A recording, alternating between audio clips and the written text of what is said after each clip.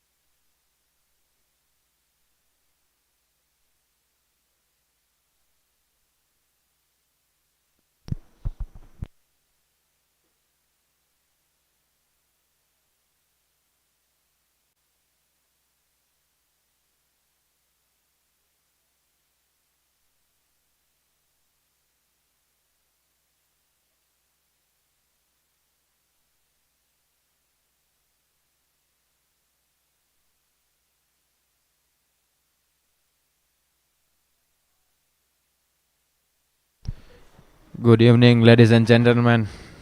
Welcome to game number 14 for the Sri Kachileva Patel Samaj Premier League.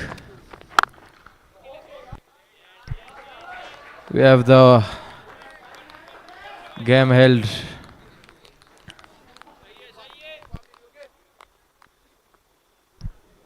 between HARIOM Titans and Playmasters, whereby HARIOM Titans have won the toss and elected to bowl first. Over number 1 for team HARIOM is bowled by Yug Kerai, the last ball. In swinging delivery, played with soft hands in the mid-wicket region. That's the end of over number 1. Playmasters are on the score of 10 runs for the loss of no wicket. Opening pairs for team Playmasters, Manish Kerai and Pankaj Sangani. After the first over, Playmasters on 10 runs for no loss. Coming in for the second over for HARIOM Titans. And welcome back, Peter Koech. Bowling over number 2 for team HARIOM Titans, Peter Koech.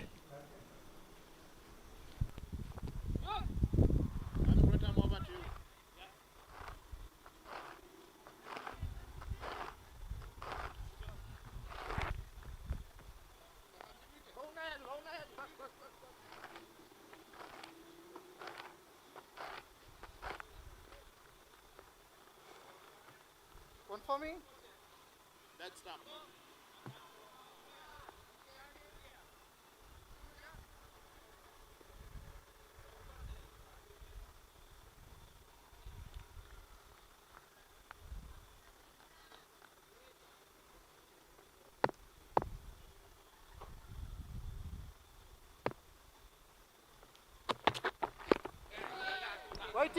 That's a good start from Peter Koech.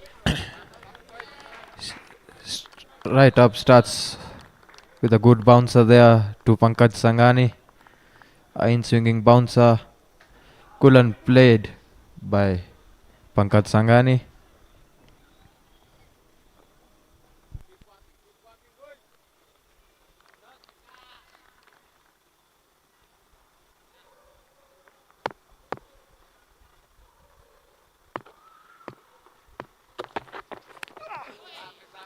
That's a good in-swinging length ball there by Peter Koech. Seems like Pankaj has been hit on his ribs. That was a good ball by Peter Koech. Didn't give room to Pankaj Sangani.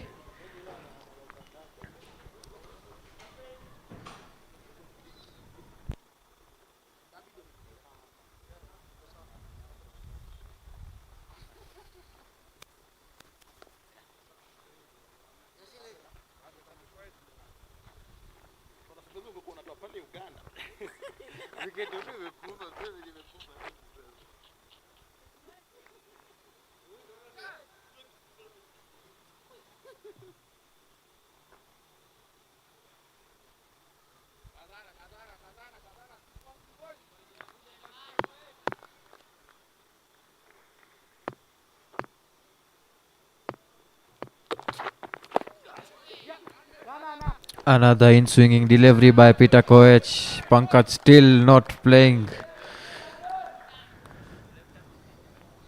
Not getting the middle from the bat. 3 dots in a row by Peter Koech. Really good bowling there by Peter.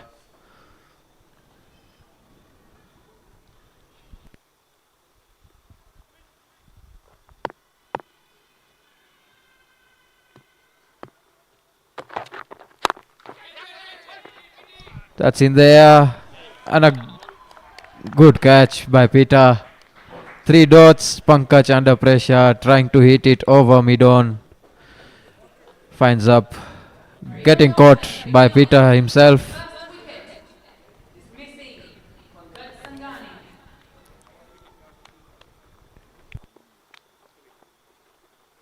Hariom Titans getting their first wicket. The name of Pankaj Sangani. Good eyes on the ball. Nice catch by Peter.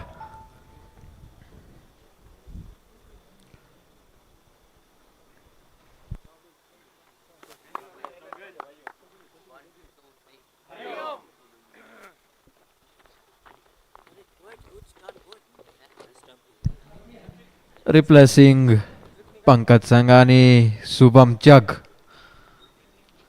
A very good hitter of the white ball. Playmasters. Shubham Chugg.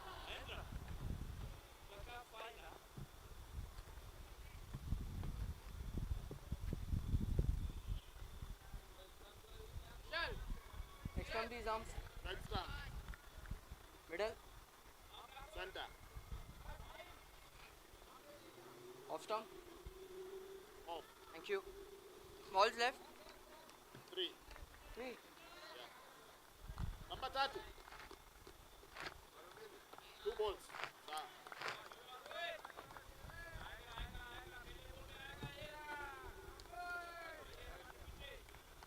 Right arm over. 2 to play. 2. Yeah.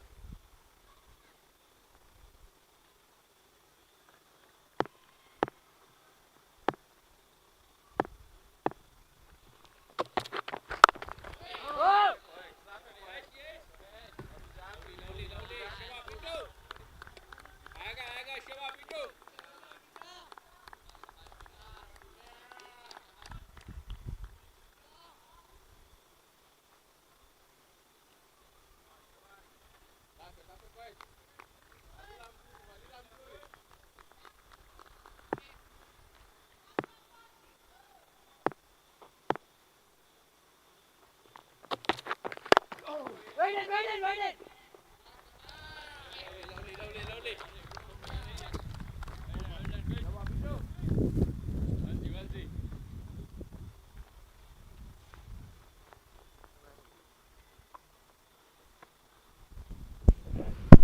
Good evening, ladies and gentlemen.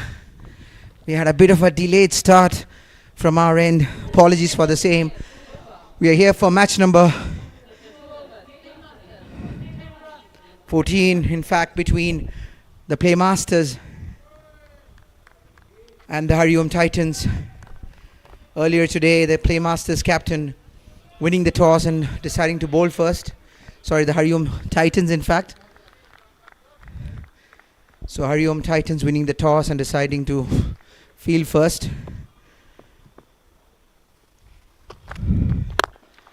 And that's a lovely looking stroke from Manish Kerai, the captain of Playmasters.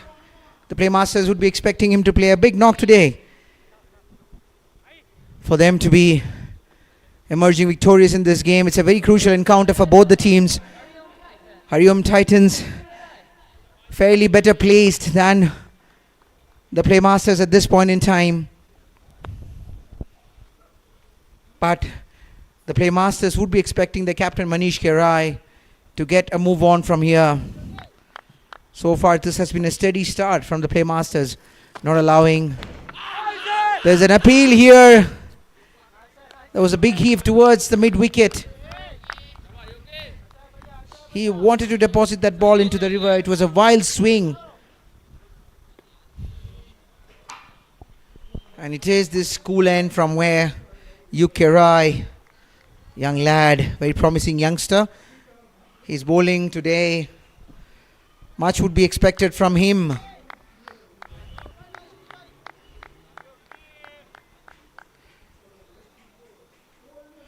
Shubham Chag opening the innings with Manish Kerai.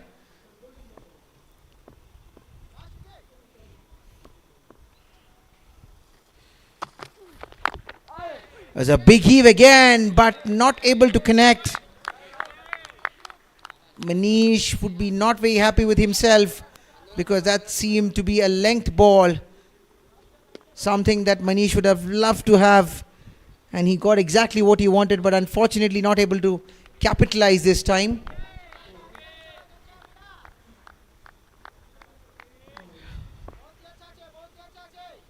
Yog keeping things tidy after being hit for a boundary on the first delivery itself. Playing it much a little late. Good to see full face of the bat from Manish. Was not trying to hit it across. Was trying to play the ball, offering the full face. Coming towards the line of the ball, leaning onto it. Playing towards the extra covers fielder. Peter Koich there. Returning along with Shem Ngoche.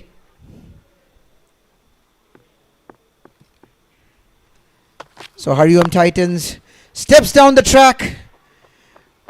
There's a fielder for this shot. They have actually got the long on behind. The mid-on had been moved to a long on position. And precisely the reason why Yug did that, because he was expecting Manish Kerai to go for the big shot.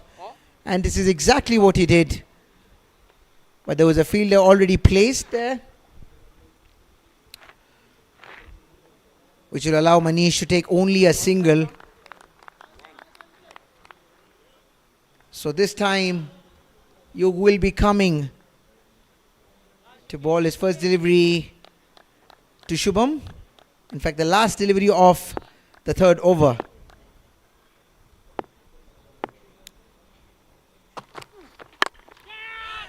Length delivery. One bounce. The fielder says it's a 6, and this is the first maximum of the day. Length delivery. Picked up well by Shubham Chag. Hits it towards the cow corner. And it's a delight to watch. Going with the swing. Who was coming in towards him. What a brilliant follow through it was. While you would have expected the over to have gone his way, only conceding 5 runs in his first 5 deliveries, Shubham Chag had different plans in the last ball of the over, hitting it for a good 6, and that was a first maximum from Shubham Chag. And with that, The Playmasters run rate also pushes up to about 7. Precisely, they are standing at 7 runs per over, managing to score 21 at the end of 3 overs. Brings in the experience of Peter Koech. Length delivery. Manish decides to go for it. He realizes that the cover as well as the points was inside. But the point fielder manages to stop it.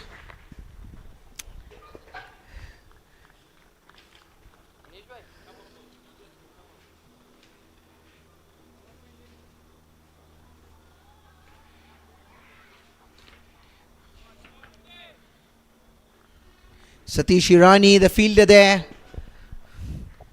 saving 2 runs for his team.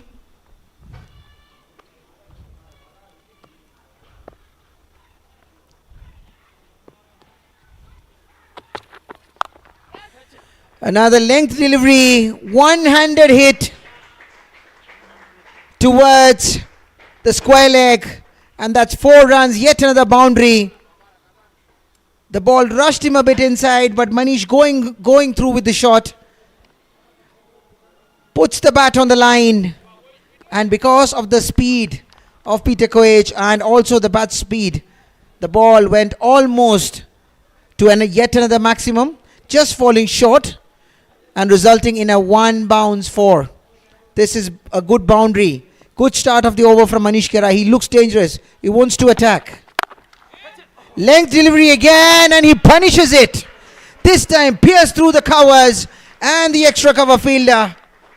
This is great batting here from Manish Kerai. And in fact, Peter is going to his favorite area, and Manish is someone that he loves the length delivery and punishes it. And this is yet another 4 runs. This is already a good over for Team Playmasters. 10 runs in 3 balls. Yet another 3 deliveries remaining. It would be interesting to see how Peter Koech is trying to come back. He's an experienced bowler, plays for the national team, coming back from a good national trip after the Pearl of Africa tour. He would be looking forward to make a mark for his team.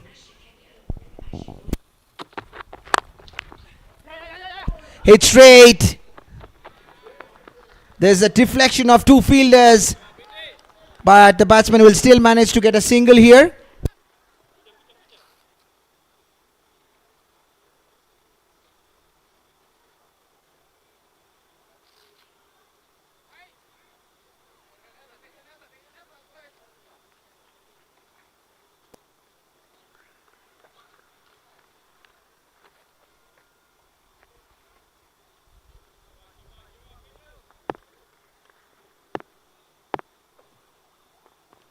Peter Koech steaming in, but this time this is going towards the leg side, completely missing the batsman, missing the stumps, and the umpire signals a wide.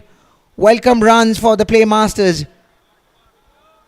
It would be interesting to see the last 2 deliveries of this over. This has already been an expensive over, conceding 12 runs. And Shubham Chag, who's looking good, especially after maximum in the previous over, he wouldn't be sparing any length delivery, so it would be interesting to see how Peter Koech approaches this. Now the length delivery, but a bit of an extra bounce there, not allowing the batsman to free his arms, angling in towards the right-handed batsman.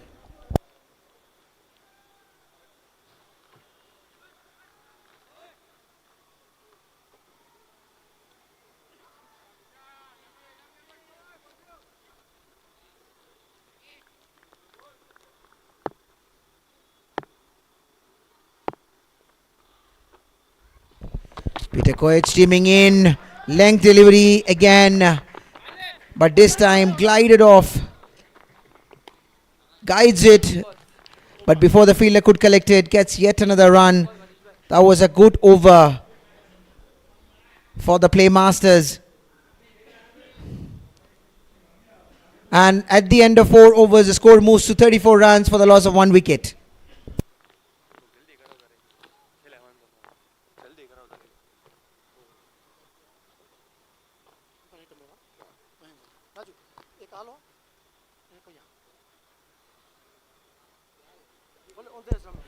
So there's a change in the bowling. This is over number 5. Mahendra Shiani coming, and this time he's coming from the school end. He has been the most economical bowler for the team play HARIOM Titans, and it would be interesting to see how they are playing him. He's a very economical bowler, very much on line and length, hits the deck, loves to bring it in towards the right-handed batsman, and surprises the batsman also with his odd delivery, which is swinging away. So this would be a good contest. Mahendra Shiani versus Shubham Chak.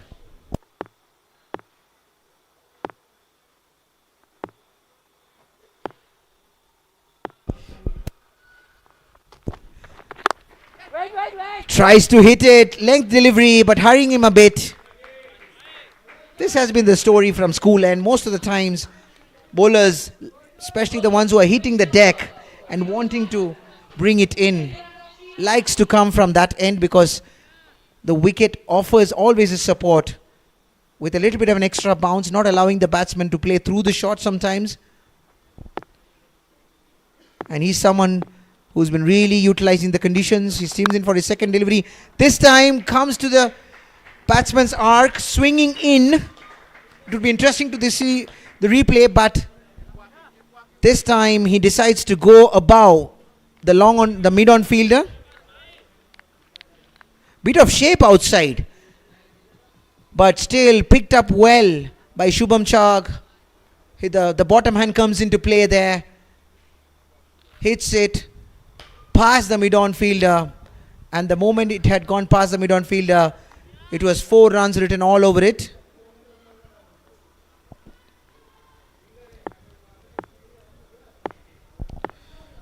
Mahindra walks in to his next delivery, steps down the track, but finds a fielder there. But there's some good running between the wickets. Manish was quick to take off, and to respond to his call was Shubham Chak. Good running between the wickets. This has been seen throughout the tournament, where most of the teams have been good in terms of running between the wickets.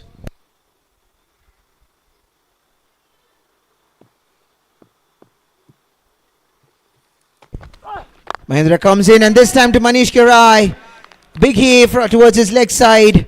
Finds a fielder at square leg. There's a bit of a collision there, but looks like no one's harmed. After getting hit for a boundary in the second delivery, Mahendra has been on the money for the next 2 deliveries now. It would be interesting to see how Shubham Chak, because he is looking to let loose here. He wants to go after the bowling. He's made his intentions very clear.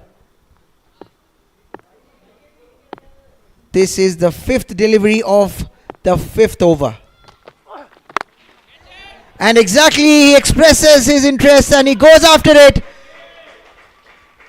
Waiting for the umpire signal. This is yet another maximum from Shubham Chak. He has been relentless in his pursuit of depositing anything that is short. Goes down on his knees. Hits it towards his favorite area, cow corner. He's been utilizing that area very well, especially on length deliveries. Last game, I think he would have had at least 6 or 7 boundaries hit in the same region. He's a very strong player of leg side. And anything slightly short would be punished. And this is exactly what we got to see. Tries to hit the same shot. He would be considering himself a bit unlucky, because it was there on the slot for him to go for it. But he misses it. At the end of 5 overs, Playmasters on 46 runs for the loss of 1 wicket.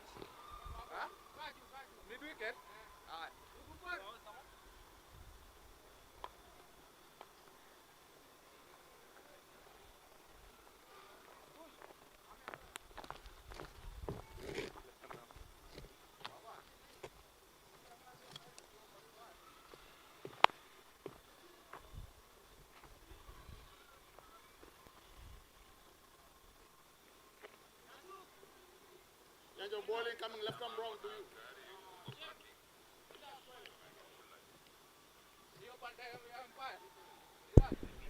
so far Playmasters would be very happy about the way they're going about their innings, especially after being put to bat by HARIOM Titans. Looks like a good deck to bat on.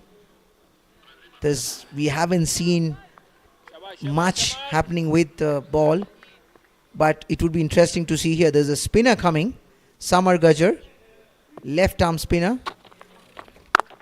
and he's also bowling to Manish Kerai, who's also a leg spinner.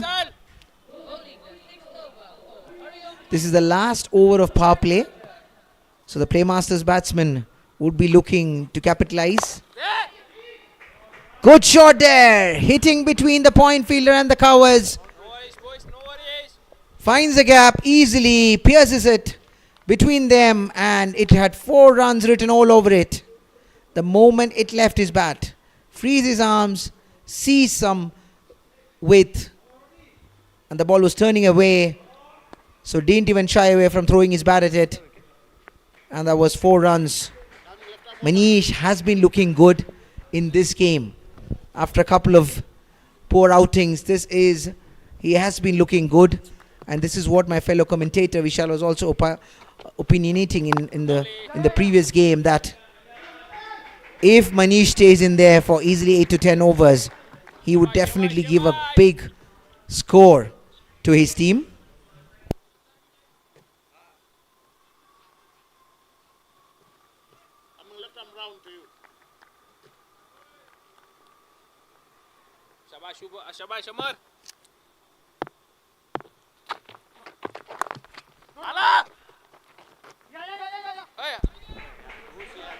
Dot ball here, but they still get a single here.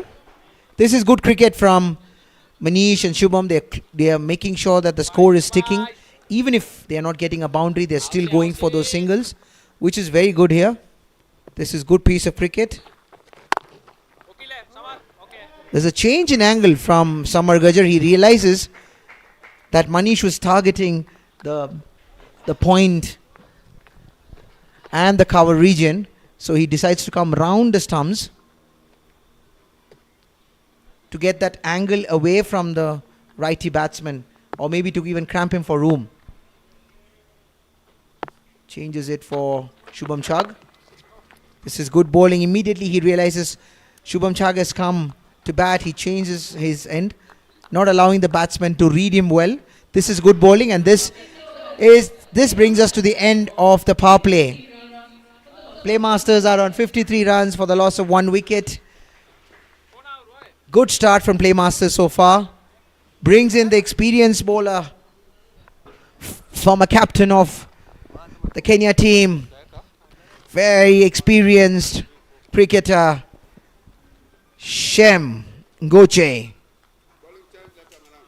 His captain would be certainly expecting him to give him a breakthrough here, because so far the Playmasters, after losing the first wicket, seems to have consolidated their position with a good partnership brewing between Manish Kerai and Shubham Chag. Manish Kerai scoring the bulk of scoring, and Shubham also getting a couple of big maximums. With offered, something that Manish would have loved, but experience of Shem coming.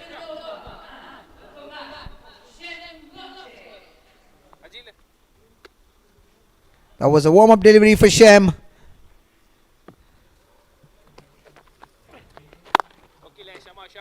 Right on the money, not giving any room. Very experienced, very talented left arm spinner. Pitched up, goes for it. He goes the full Monty. Hits down the ground, out of the ground. That's another big maximum from Manish Kerai. Hits it straight down the ground. In fact, towards the long on, there was a fielder down there, but he would only be a spectator as the ball was passing through him. Manish is looking dangerous today, and he is someone who can really take on the spinners. Of course, Shem is a very experienced campaigner. He would know how to vary his length and line.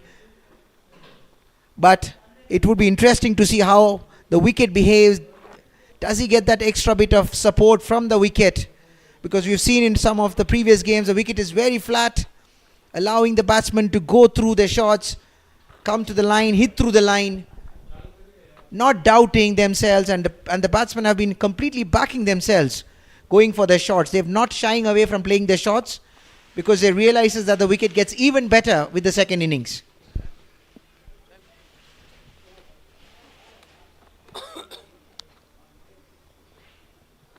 So after 2 dot deliveries, a big 6 from the bat of Manish Kirai. Another hit there, but there's a fielder at mid-wicket. The mid-wicket fielder cuts it. So realizing that Manish is very strong towards the leg side, Shem has got a cow corner in place, a mid-wicket in place, there's a long on there.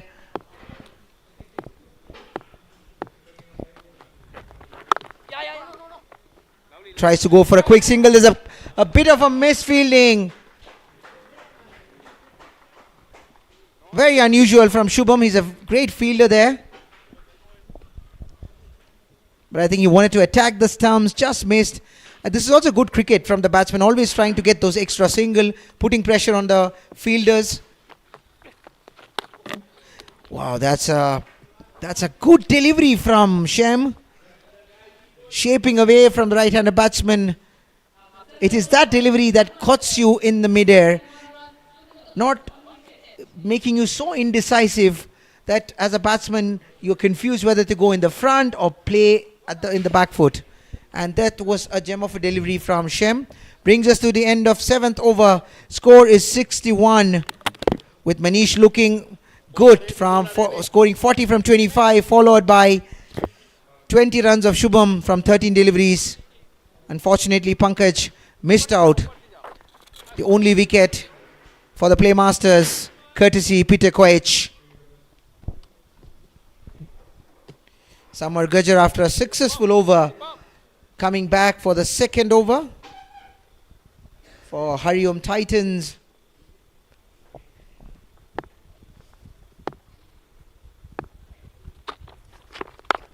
Steps down the track, anticipated, he saw that the ball was slightly flighted, had no hesitation to step out, but then he realizes that he was just a little short of reaching to the ball, and then he decides to just defend it, not going through with his shot.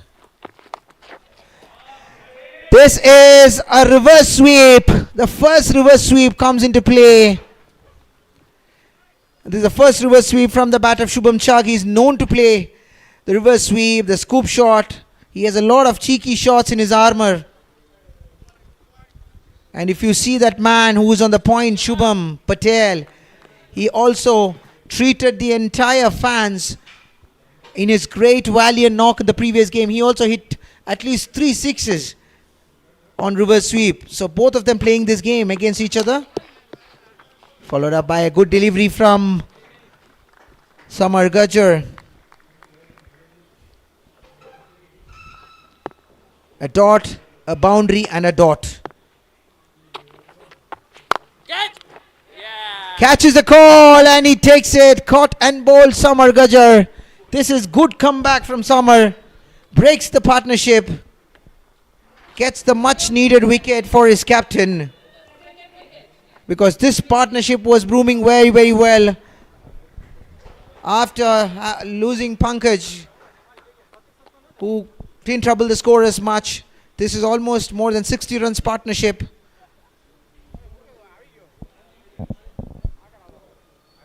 So right now we have 2 left-arm spinners bowling in tandem, Shem Ngoche and Samar Gajjar.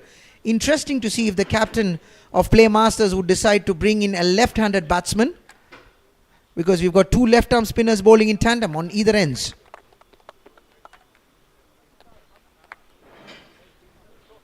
But the captain deciding to bring in Shubham Jadhav. He looked good in the previous game.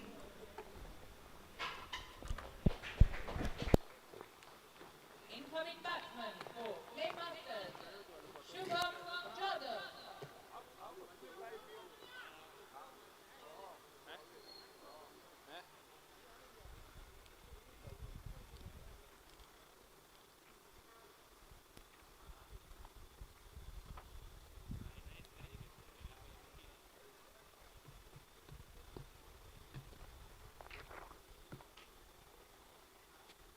Leg stump. Center. 2 to play. Coming left arm round. Playmaster had a great game in the previous outing against the Nairobi Capitals, where they won the game by 2 runs.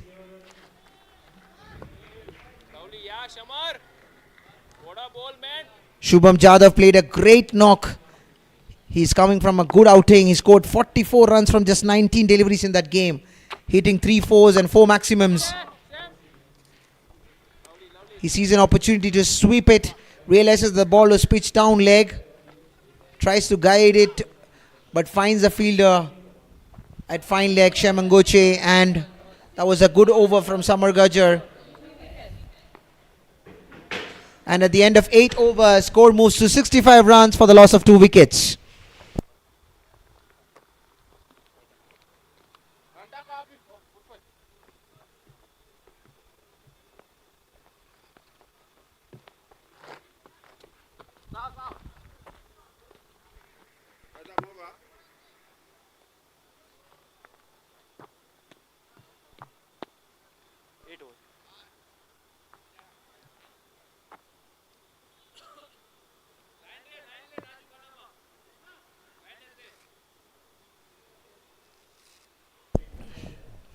We have yet another emerging player coming to bowl now.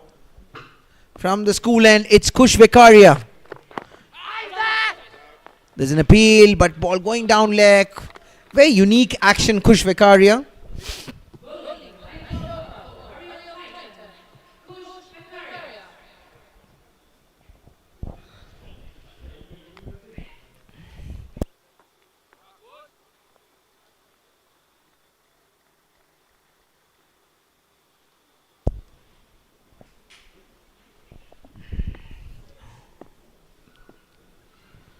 Kush teaming in. Unique action from him. Not easy to pick it up, but very happy to see that his head is very straight as he delivers the ball, and this is allowing him to get the right areas.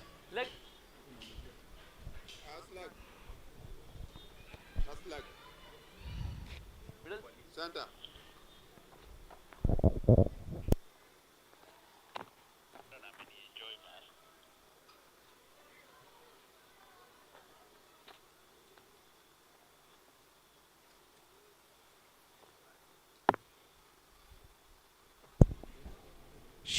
To Shubham Jadhav. Kush Vekaria. Shubham tries to heave it. Slightly slow delivery, varying his speed. Not able to get the middle of the bat.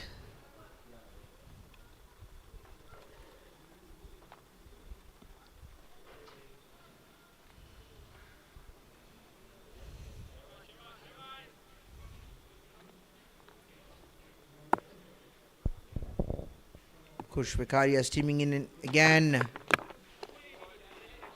He has been very impressive in terms of the lengths he's bowling this over. He's been pretty much consistent on the line he wants to attack. He's coming outside the off stump, not going into the arc of Shubham Jadhav. Maybe that's a ploy that he wants to continuously attack outside the off stump. He's not coming in for Shubham Jadhav because he would have seen that Shubham is quite good towards the mid wicket and cow corner area. He's hit a lot of good deliveries. Now this time there's a fielder down there in the covers, Vishal Bojani. But before he could collect it, the batsman manages to get a single and brings in Manish. Manish has been out of strike for a while. For the Playmasters, they would be hoping Manish to get majority of the strike because he's striking very well. From the middle of the bat again, lovely sound. The moment it hit the bat, it sounded so good. But brings us to the end of over number 9. The score moves to 68 for the loss of 2 wickets.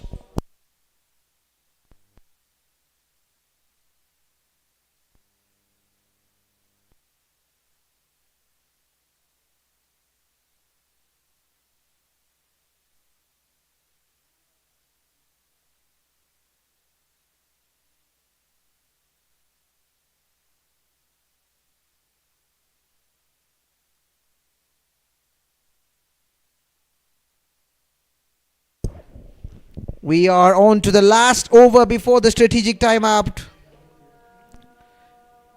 And this is Shem Ngoche, and he will be bowling to Manish Kerai, who's looking dangerous. He's already hit Shem for a good 6, good maximum. But it was good recovery from Shem in the previous over. Length delivery coming in. This is sloppy fielding. Two fielders converging, but not deciding who would want to collect it.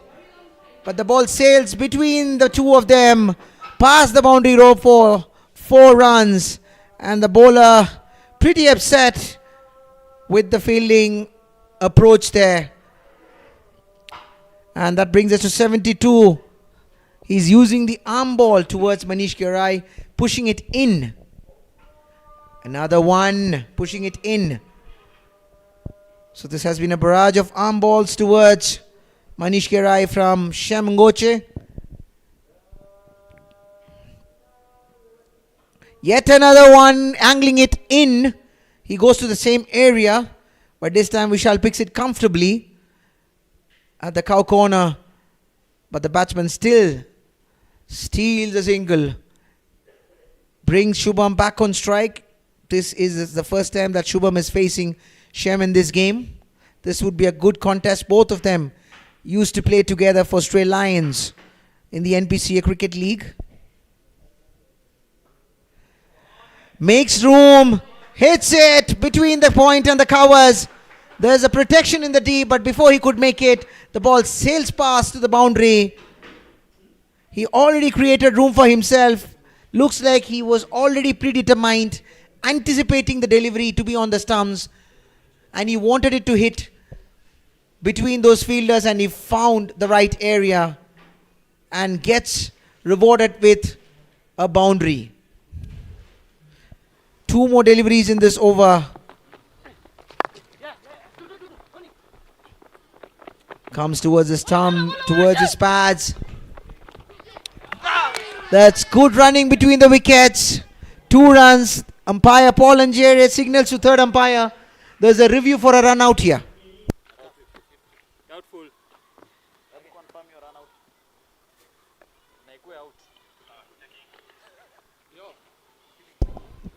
Both the batsmen seems to be quite comfortable. Shubham seems to have made it from his expression. Even the fielding team doesn't seem to be very, very excited about the appeal, although they will be still hoping if there is some magic that happens in their favor.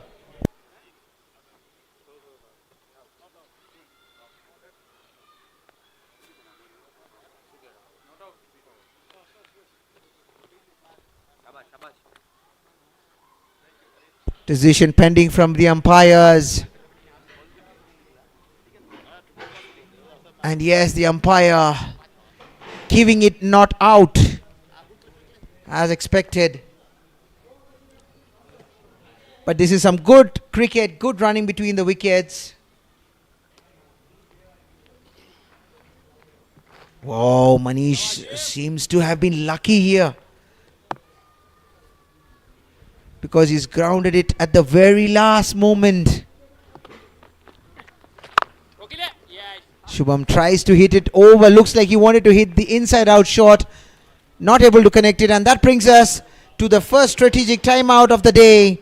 At the end of 10 overs, Playmasters are on 77 for the loss of 2 wickets.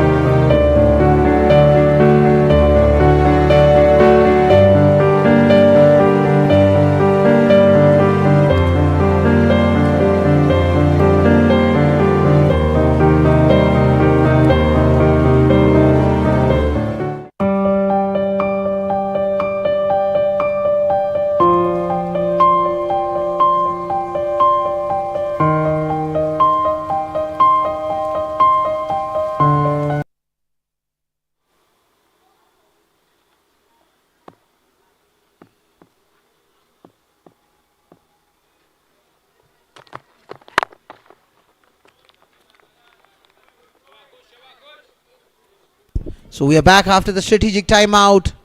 Kush Vekaria to continue the proceedings from the school end.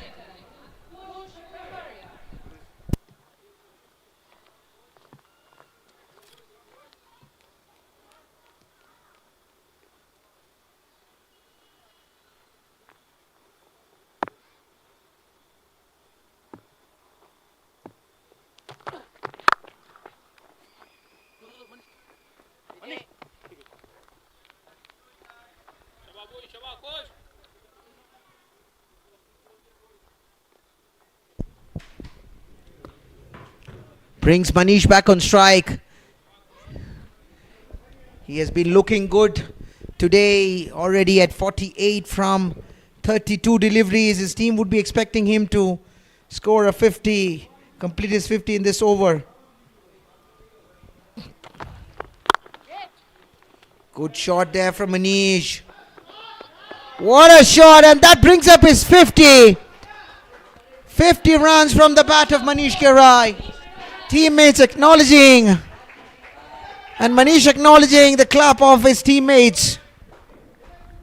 Applause for a great valiant knock from Manish. He looked good from the first delivery today.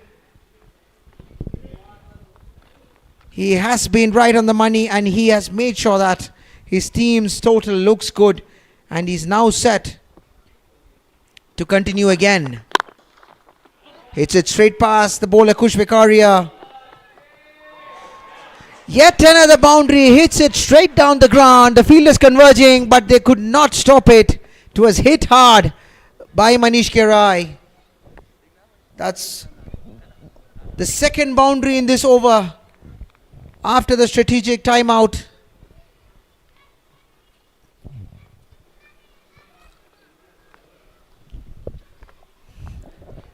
Now, pressure on the bowler.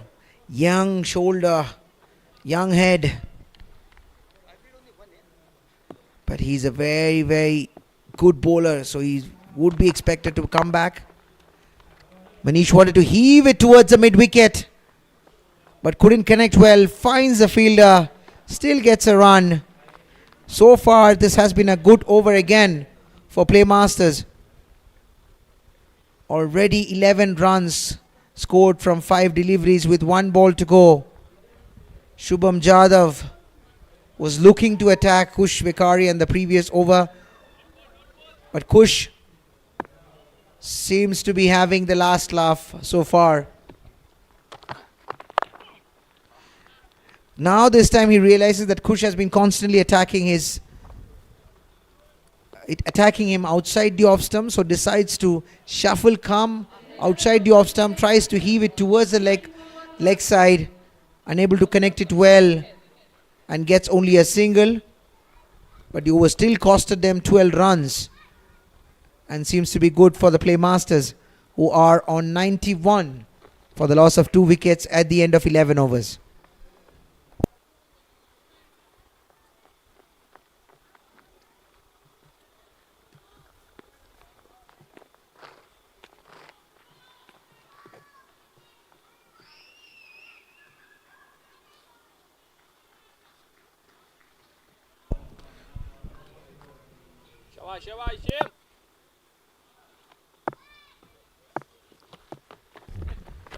Shamangoche coming. Shubham Jadhav going back to the same style of batting that he exhibited in the previous over. Creates room, hits it against the spin as it was coming in. It was angled in. Creates room, hits it the inside out shot. He was looking to convert that in the previous over. Missed out on 1 delivery, but this time he's successful and gets 4 runs. Going for a sweep shot. There's a big appeal and given.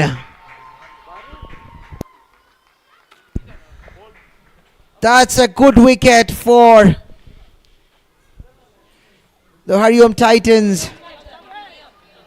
Ball on the stumps. Batsman going for a sweep. Missing it completely. Straight. Looks to me a plum decision. Experience of Paul and Jerry. He makes no mistake. and gives it an LBW there.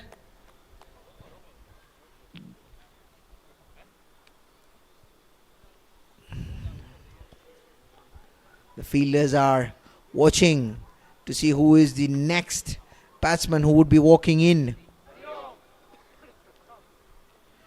And as expected, they bring in their left-handed batsman Diye Patel. He walks in to the crease. He has got some good starts. He's not been able to convert them to a big score. Much would be expected from him. He scored a 4 in the previous game.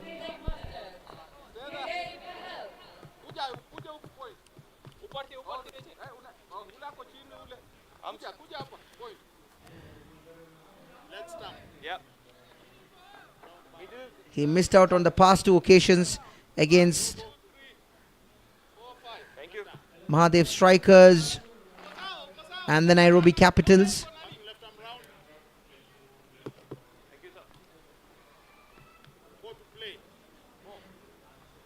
He did get a good innings, played a good cameo of 27 in the game against the Palora Dragons. But he will definitely be looking forward to attack a left-arm spinner. Hits it straight down the ground. It's a full toss delivery from Shem.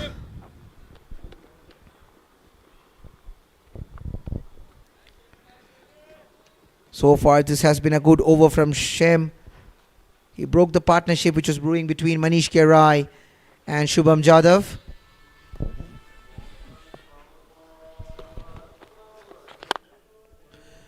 Manish tries to go for a big heave. Opens the face of the bat. The ball goes towards the extra cover fielder, but lands well short of the fielder. Manish still getting a single.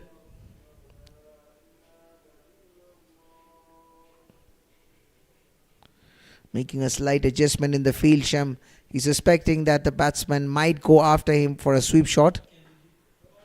Rocks onto his back foot. Hits it towards the cow corner. But the fielder collects it and he gets his second run. Shem decides to come in towards the left-handed Diye Patel.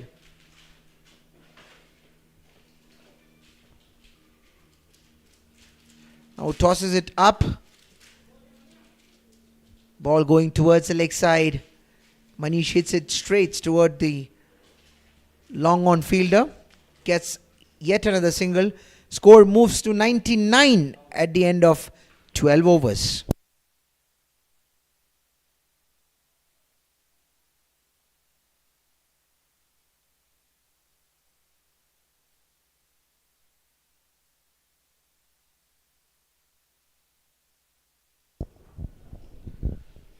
We have seen crowd coming in day after day to enjoy some great cricketing action, and they have certainly been treated to some good cricket with the likes of some great players, some interesting young players and experienced invitational players over the last few days. We've seen a couple of hundreds being scored in this format. We've seen 6 boundaries being hit in an over. We have seen 50s being scored in 21 deliveries, matched in 21 deliveries, beaten and scored in 17. And that was also being risked, being chased down by Tanzil. So we've seen some great batting attack. Short delivery, but finds the fielder there who makes no mistake, the captain Neeraj. And that's a welcome wicket, and that's the wicket of Manish Kerai. They would be considering them a little lucky to have collected that. This could be the extra space or extra bounce that he got, because otherwise Manish was looking to belt it over the square leg. but plays a good innings. This is a great innings from Manish Kirai, captain leading from the front. Unfortunately, it had to be short-lived.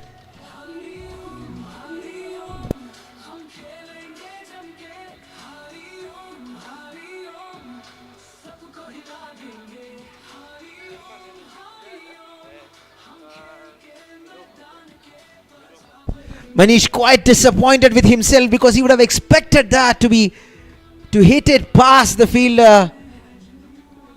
So that brings in a new batsman, Dominic Vezonga.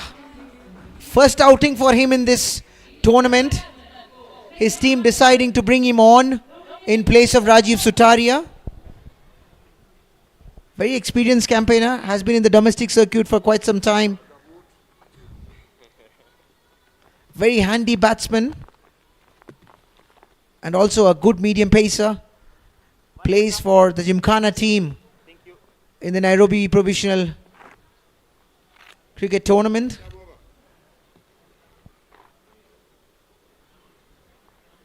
So it would be interesting to see. This is a very interesting phase. Next 4 to 5 overs will decide the course of this game. Decides to play through the line, but getting some good shape. Peter Koech slightly goes past. He wanted to play through the shot, play through the line.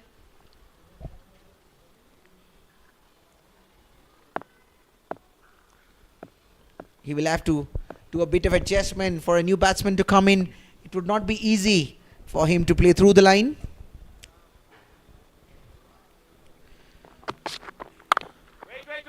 Now slightly length delivery, width offered. I mean, this is how Peter Koech usually bowls. He likes to use the decks.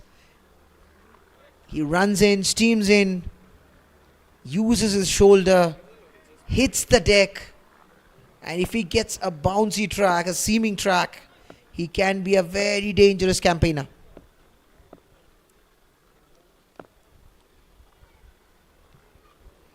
Very rhythmic bowling action. Punches it between the point and the cover fielder, gets a single. But again, coming back to Peter Koech, it's a very rhythmic bowling action. That also brings up 100 runs for Playmasters. Runs in, rhythmic run up. Looks quite in harmony. Runs in, high arm release.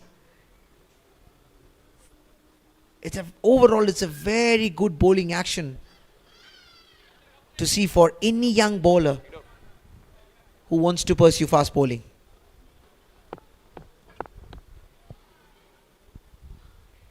Runs in. Slightly going down, drifting down his leg. Guides it. The moment it goes past the fine leg, it was 4 runs.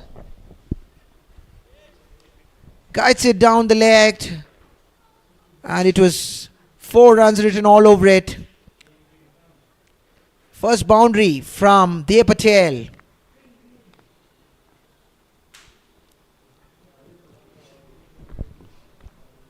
His team would be expecting him to play a long knock today. He's capable of doing that. Once he gets going, he plays all round the ground. A very good, young, talented cricketer to watch. Short delivery. Taps it, gets a single. Good running between the wickets. This is sensible cricket. Hitting a boundary, getting a single, going past to the non-striker. At the end of 13 overs, Playmasters are on 105 for the loss of 4 wickets. It's a very interesting and sensitive phase of the game.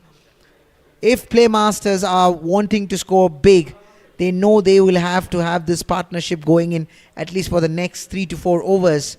And then they have the likes of Harish Asani and Harish Rabadia to come, and they would be definitely having full license to go after the bowling, throw their bat at anything that comes their way.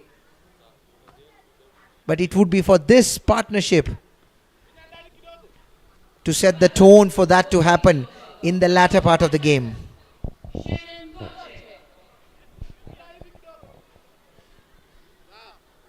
Shem coming back to bowl his 4th over. Dismissed Shubham Jadhav, who was looking dangerous. Going down leg, umpire not interested, there's an appeal there.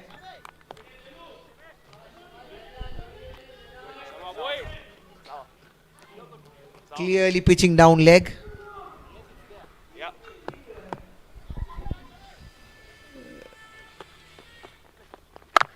Now bowling much more flatter, angling it away from the lefty batsman.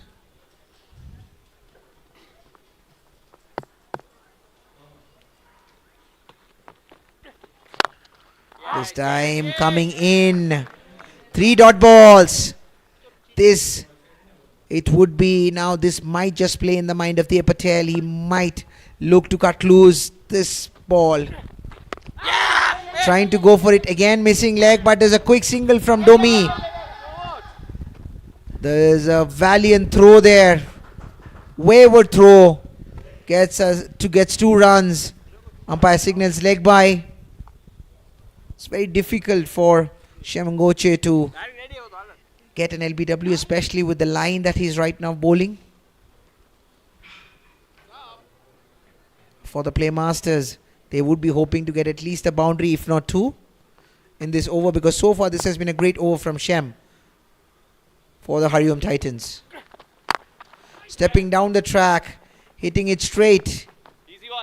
But the fielder Peter Koech would cut it, but it's only a single there.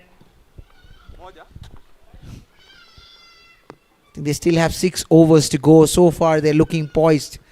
Even if they could get 2 overs of 15 each and one or 2 overs with 10 ton runs, they are looking poised to get 180 here on the board. This would be a good total to post for the team Playmasters. They want to go for the 2, but not the case. That's a throw miss. And that's a boundary here. These are 5 runs signaled by the umpire. 5 runs. And these are welcome runs, and I'm very, very sure the bowler Shem is going to be extremely upset. This was a great over from him in the context of this game, bowling the 14th over.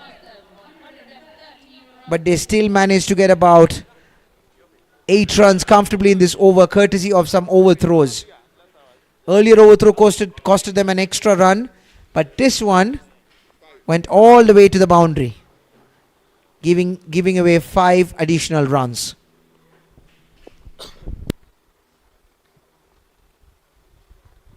At the end of 14 overs, Team Playmasters are on 113 for 4.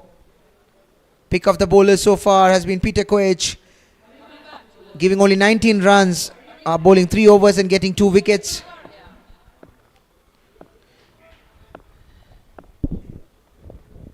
Kush Vikaria coming in for his 3rd over. Dominic tries to hit it. A bit of a misfield there. It was hit hard, but Summer still managing to stop it. It's a dot ball from Kush Vikaria, meaning another tree planted. I'm sure the organizers are already counting the number of trees that they would be planting by now, with the dot balls being bowled in this tournament so far. Are they going for a single? No. Dev Patel steaming in to get a single here, but sent back by Domi.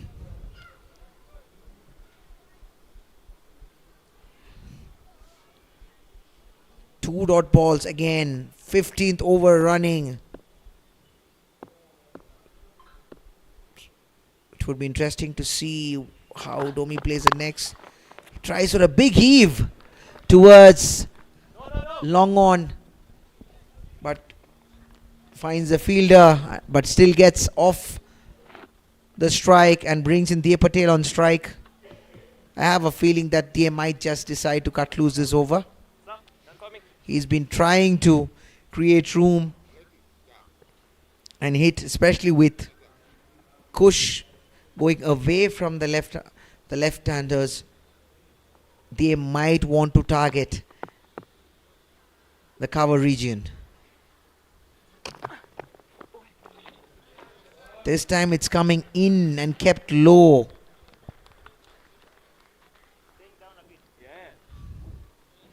In the context of this game, this has been a great over so far. 4 deliveries, only 1 run conceded.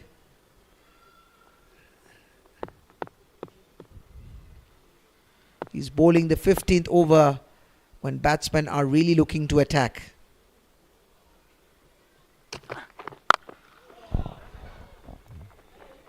That's the boundary. Steps down the track.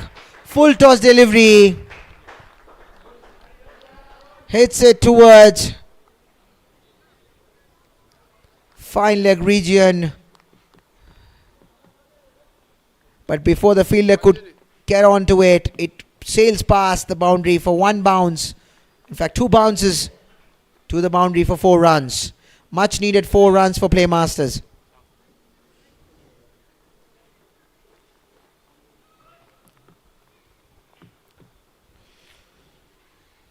Kosh comes to bowl the last ball of this over.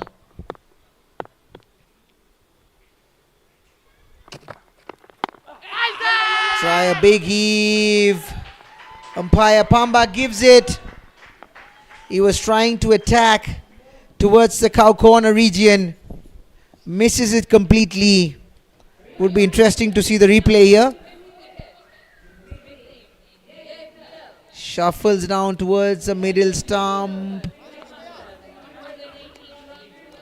Hits him well on the pad. He was covering the stumps.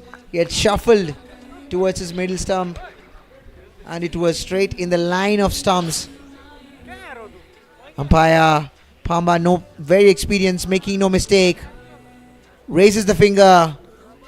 And that's yet another wicket for HARIOM.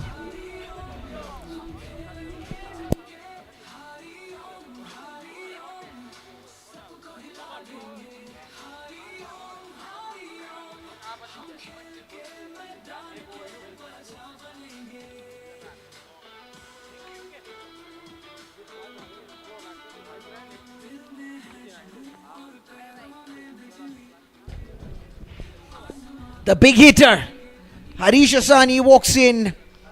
He's been having a great tournament so far. He's been busy. He's been a busy player for the Playmasters. He's been very attacking, especially against the spinners. He's been relentless, unforgiving against the spinners. After the first game where he was not out.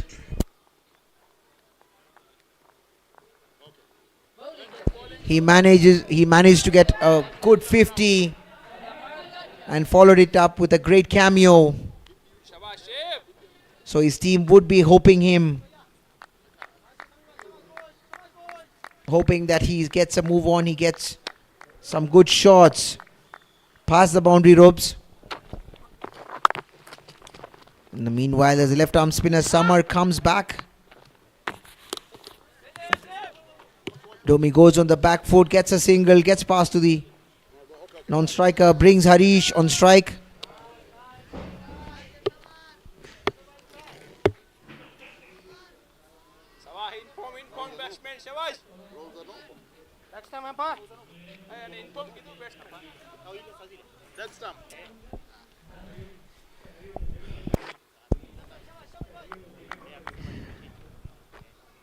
It would be interesting to see how Harish approaches. He likes to play his shots, doesn't hold on. This is a great delivery from Summer. Hits the deck, brings in his ace arm ball. He knows Harish is going to target the cow corner region. Quicker delivery, coming in, cleans him up. Not able.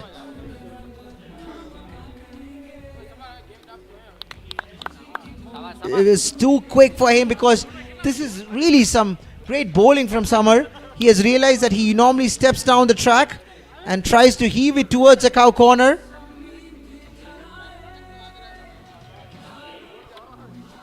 Brings in his arm ball. Pushes it a little more. The length. Harish Asani not able to make a mark in this game. Has to walk back for a golden duck. It'll be a long walk. This is not what the team Playmasters would have expected out of him. But Samar Gajjar spoiling the party for team Playmasters.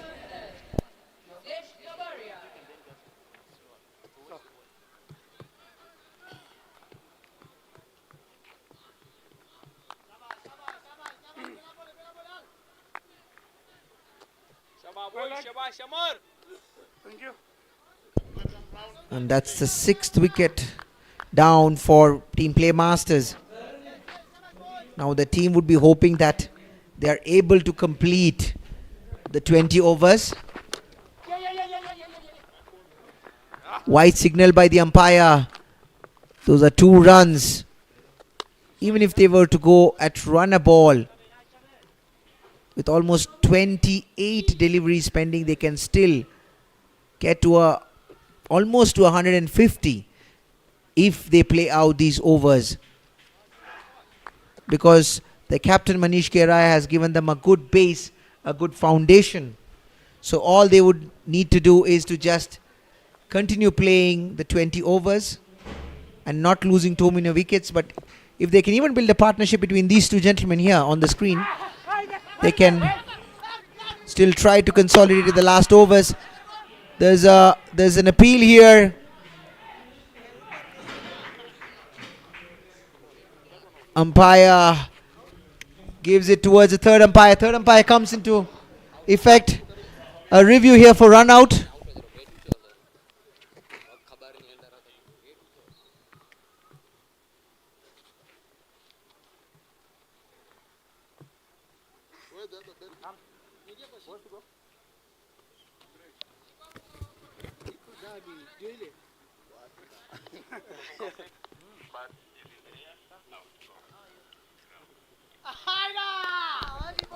This even the fielders is surprised. They were not expecting this decision. And the umpires have made the decision. It is yet another wicket and this is chaos. This is not what they would have expected. That's a good throw from Samar Gajjar. Direct hit. This is poor batting. This is something his coaches would not have been happy about. Definitely, he was a bit lazy there, not grounding the bat. He should have grounded it earlier. He would have been comfortably able to make it back. But unfortunately, since he has not grounded the bat, he has to walk back without disturbing the scorers. That's wicket number 7.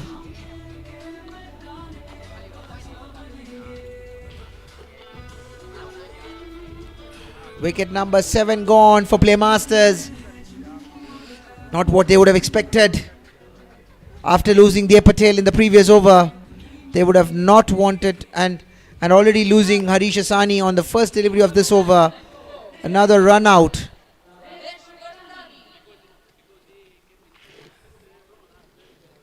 Is not what they would have expected. Brings in Bhavesh Virsani onto the crease.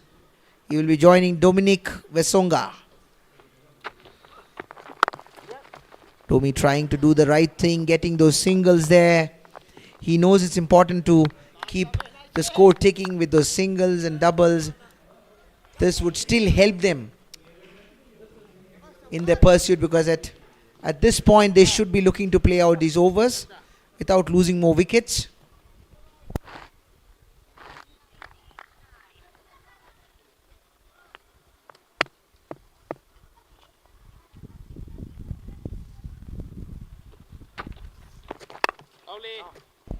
Good delivery here from Summer. He seems to be relentless. He seems to be attacking their stumps.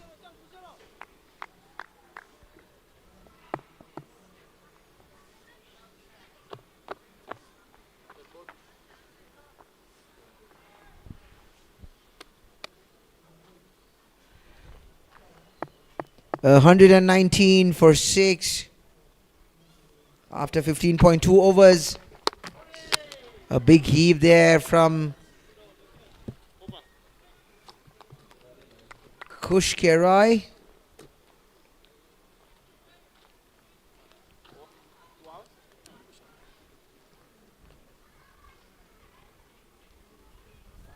Sorry, there's a bit of a technical glitch here, ladies and gentlemen. The score is getting updated as we speak.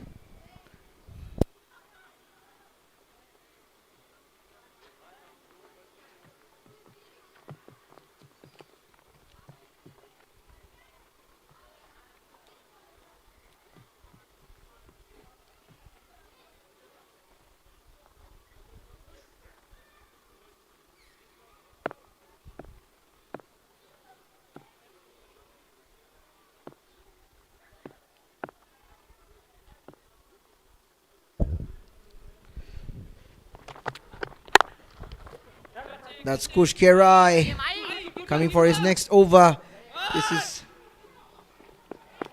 hit straight down the ground, but good running between the wickets, getting 2 more runs to the total of Playmasters.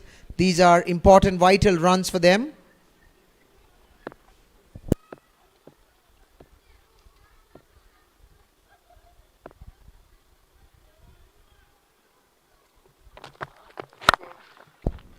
A no ball being signaled by the umpire. This is welcome. No ball for the team Playmasters. It's a first no ball of the innings and the first free hit. And team Playmasters would be expecting Dominic Wesonga to get a maximum or a boundary of this delivery. He hits it straight down the ground, but finds the extra cover fielder, not able to get the elevation nor the distance, but he still manages to get a single.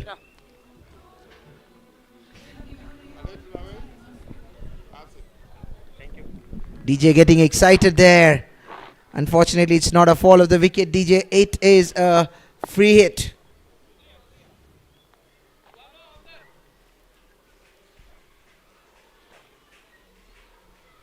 Kush Vikaria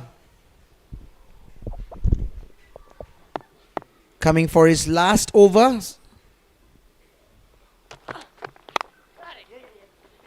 A big heave from Bhavesh Varsani.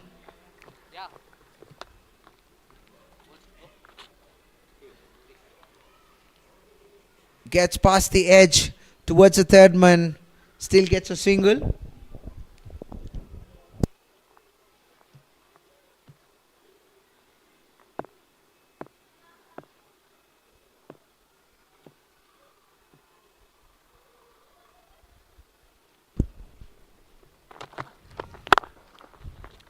Tries to hit it again towards the long off, gets a single. His teammates applauding him from the dugout. They know each of these singles are very, very important in the course of this game for them. With yet another 20 balls remaining, even if they could get 20 runs, they would consider themselves well placed at 150 runs. That's again a wild swing. I think they need to have a talk. I'm definitely sure the senior partner Dominic Wesonga is going to go up to Bhavesh and tell him he was looking to hit a boundary, but they need to avoid dot balls at this point in time. At least need to get a single, if not a boundary, every delivery. But Kush also bowling in very well, not giving any room. Has been very consistent in terms of the lengths he's bowling, keeping things very tight. And this is a penultimate delivery of his spell a very fruitful spell so far, giving only 26 runs and picking the wicket of De Patel.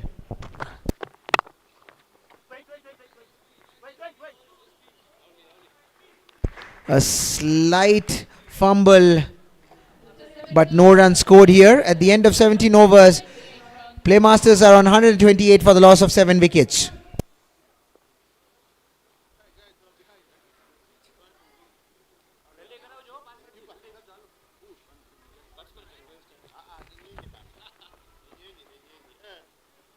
Coming back to bowl a teamed over for HARIOM TITANS, Lamar Gudger.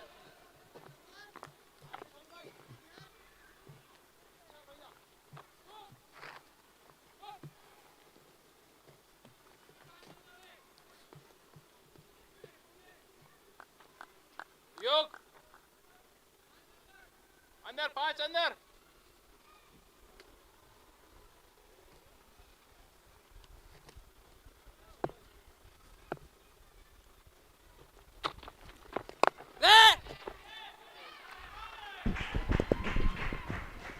The start of the 18th over. Samar Gajjar looking very impressive in his spell so far. Gets yet another wicket. Easy catch for Mahendra Shiani. Yet another wicket for Samar Gajjar. And this time it is the wicket of Dominic Vesonga. This is not what the Playmasters would have expected, because they would have wanted Domi to play through the remaining 3 overs. Now and with that, Playmasters are on 128 for the loss of 8 wickets. Now the 150 that we were talking about looks tough. Looks very tough with just last 2 wickets and the experience of Samar Gajjar. It would be interesting to see how far the Playmasters batsmen can take them to. Brings in Harish Rabadia.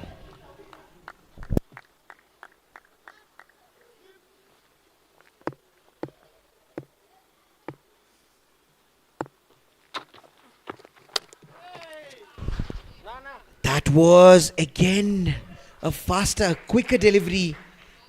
He would have considered himself unlucky having missed the stumps, and this is acknowledged by the smile of Harish Rabadia himself. He was trying to hit the stumps again, misses the line slightly, swing towards the leg side. Ball deflects off the pads, gets a single. Brings Bhavesh back on strike. Goes for a slog sweep, catches the call, and that's yet another wicket. No celebration at all from Samar Gajjar. He seems to be absolutely cool getting the wicket. That was a regulation catch, and the fielder making no mistake.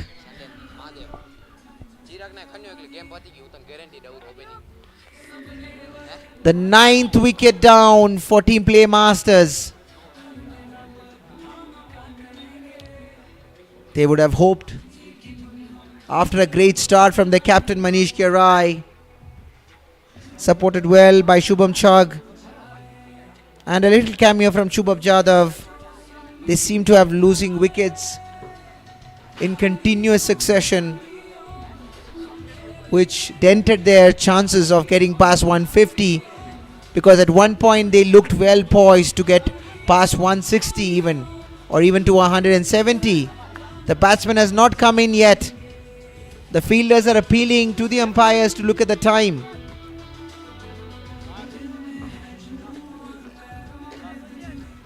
The batsman needs to be very careful about being given out on being given timeout, because he needs to be on the crease ready to face the ball in 90 seconds. But in the spirit of the game, there's no appeal from the Team Playmasters. And Vipin Vekaria comes on strike.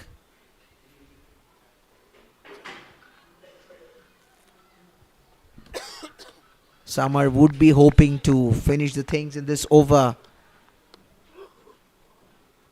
I have a strong feeling that he's changed his end. Exactly, he's changed his end, and he would come straight at the stumps on his first delivery. Exactly what he does, but equally good to the occasion. Defended well by Vipin Vekaria, a front foot defense, offering the full face of the bat. Again, just defends it, front foot defense here. Dot ball at the end of 18 overs. Score is 129 for the loss of 9 wickets. On 129 runs for the loss of 9 wickets. Nice, Gaji, good ball. Samar Gajjar has been the pick of the bowler so far. What an excellent spell from him. 4 overs, 15 runs and getting 4 wickets for his team HARIOM Titans.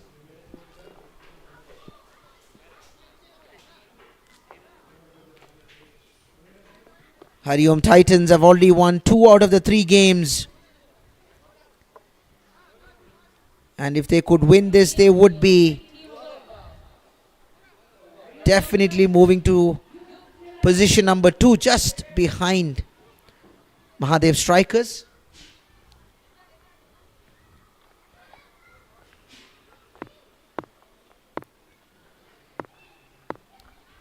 Tomorrow, Nairobi Capitals will be in action against Mahadev Strikers. That would be a great game of cricket tomorrow.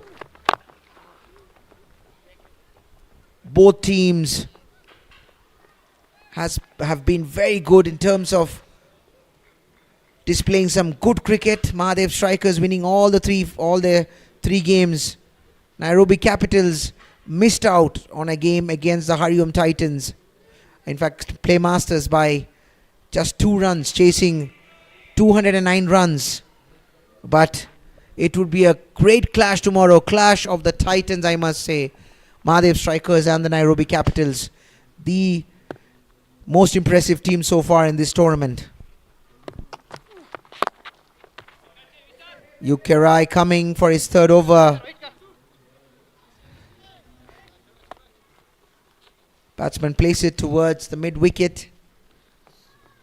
Gets a single, 2 singles, pushes them to 131. They would be quite disappointed, as I mentioned earlier, after getting a very good start, a very solid foundation led by the captain Manish Kerai himself. Clean ball, trying to go on the back foot. It was straight at the stumps, and that's the end of the first innings. Playmasters finishing at 131. And we will be back, ladies and gentlemen, shortly with the chase. 31 runs for the loss of 10 wickets.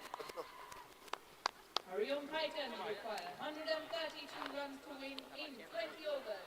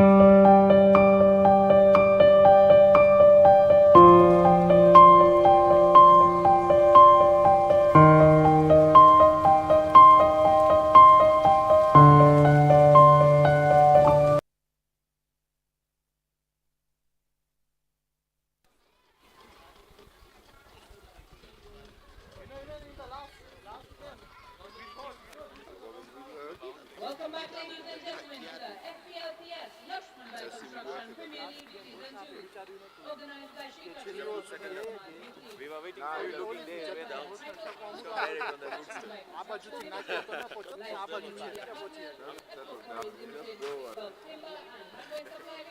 will settle as the game goes on. Apex Steel and Apex Piping. Bronze sponsors, Promotional and Milwaukee Kenya Limited. Fuel partners, Silver Star Manufacturers Limited and HARIOM TITANS. Man of the Match Award partner, Junta Blocks Limited. Highest Assist Award partner, Stadion and Creative Limited.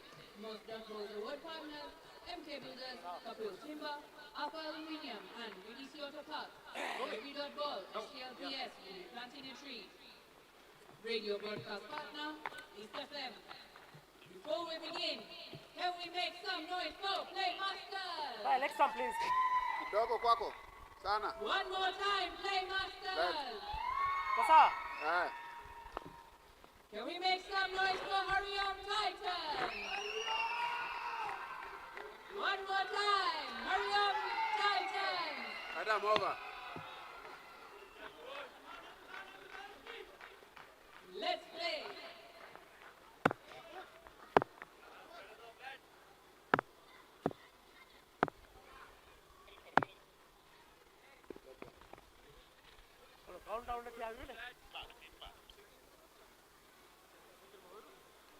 HARIOM Titans require 132 runs to win in 20 overs.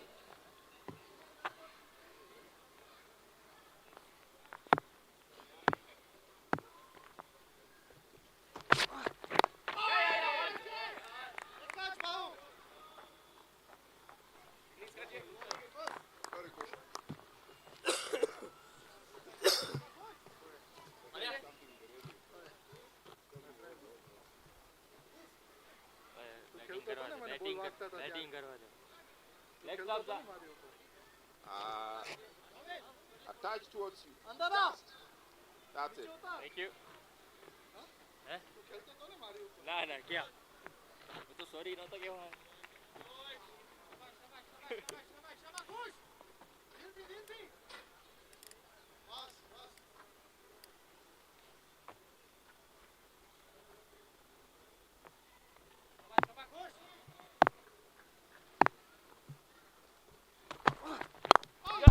Shubham Patel and Kalyan opening the innings. Shubham continues from his previous game. Flicks it towards the fine leg, between the fine leg and the square leg for 4 runs. We have a number 18 in Indian team. We have a number 18 in the HARIOM Titans. Opening batsman for HARIOM Titans, Shubham Patel and Narendra Patel.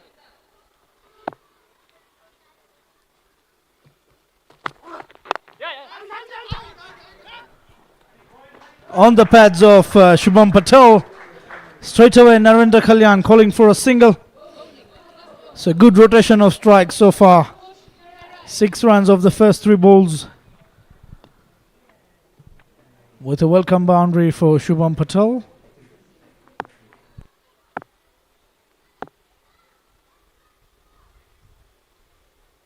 I welcome the dashing commentator into the box, Mr. Raj.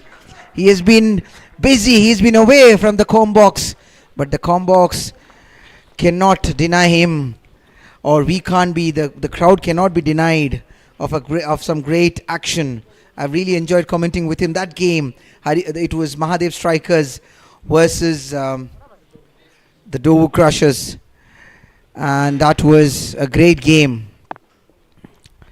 So Raj, I think Team Playmasters would be disappointed because they had a great start from the captain Manish Kirai.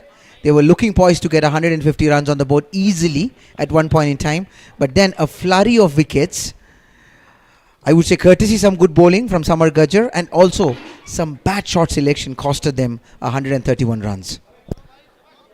For sure, Prasad. First of all, thank you so much for having me here again. Definitely they are short of at least another 30 runs, I presume.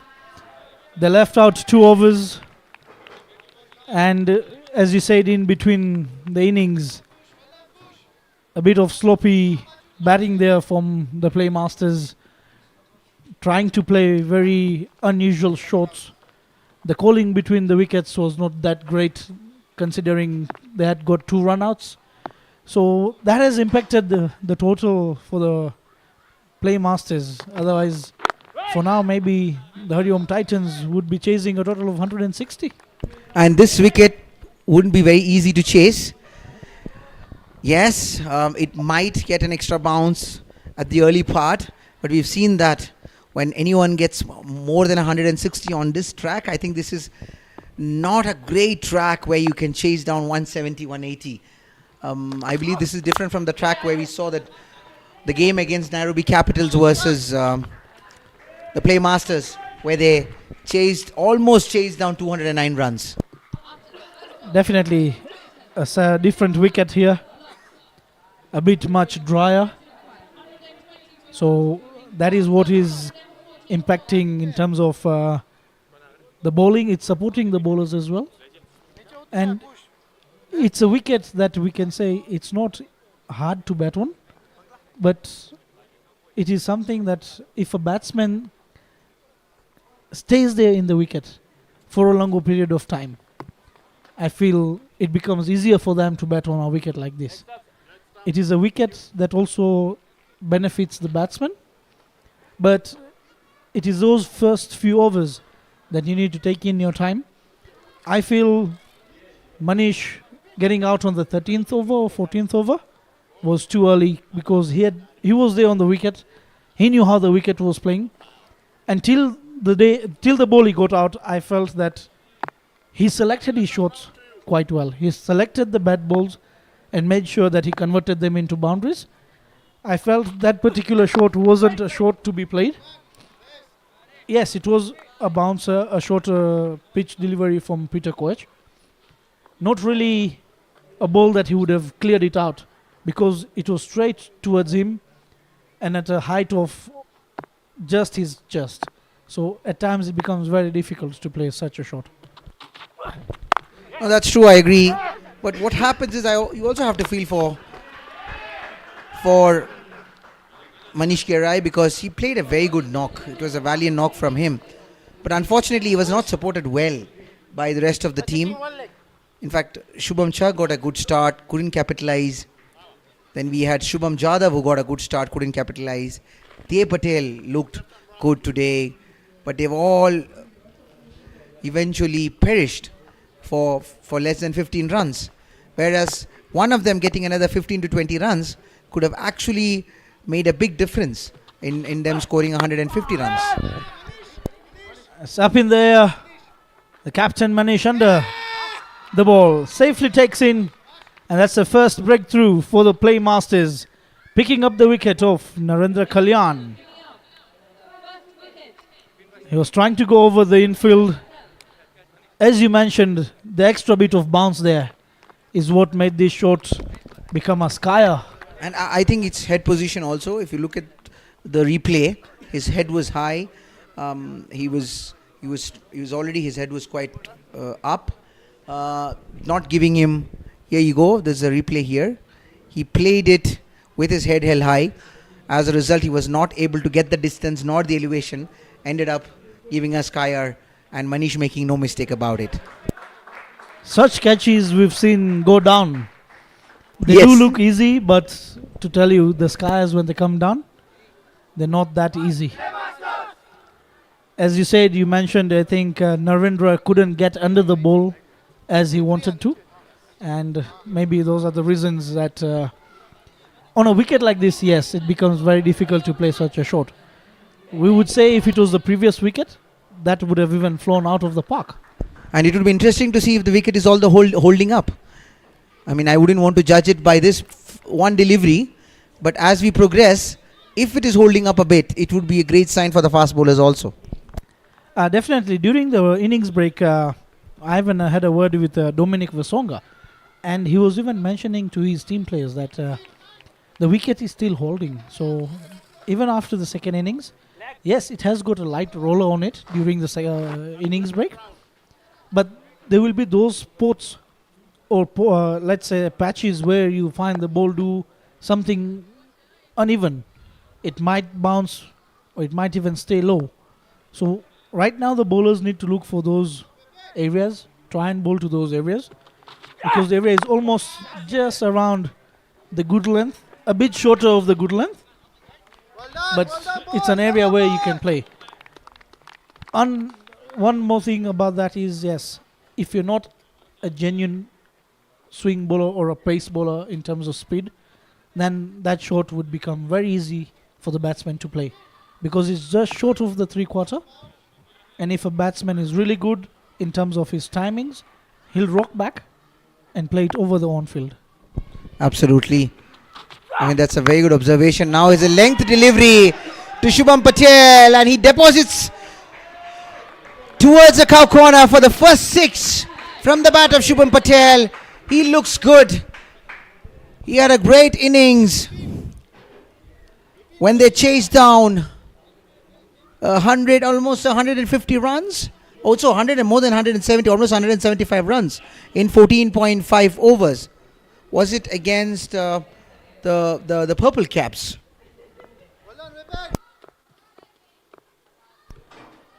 Yes, so they chased down 173 runs in just 14.1 overs.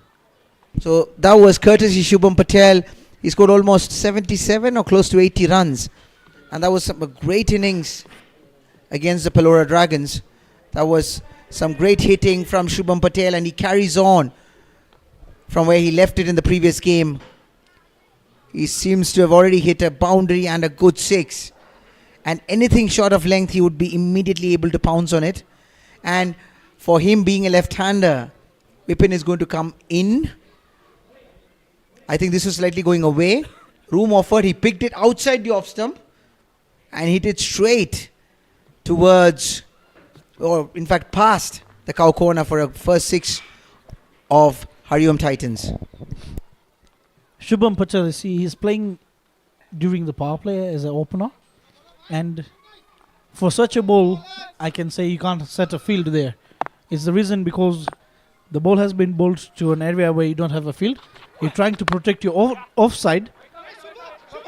Just like this particular delivery, you can see he's got 3 offside players protecting the boundary on the offside.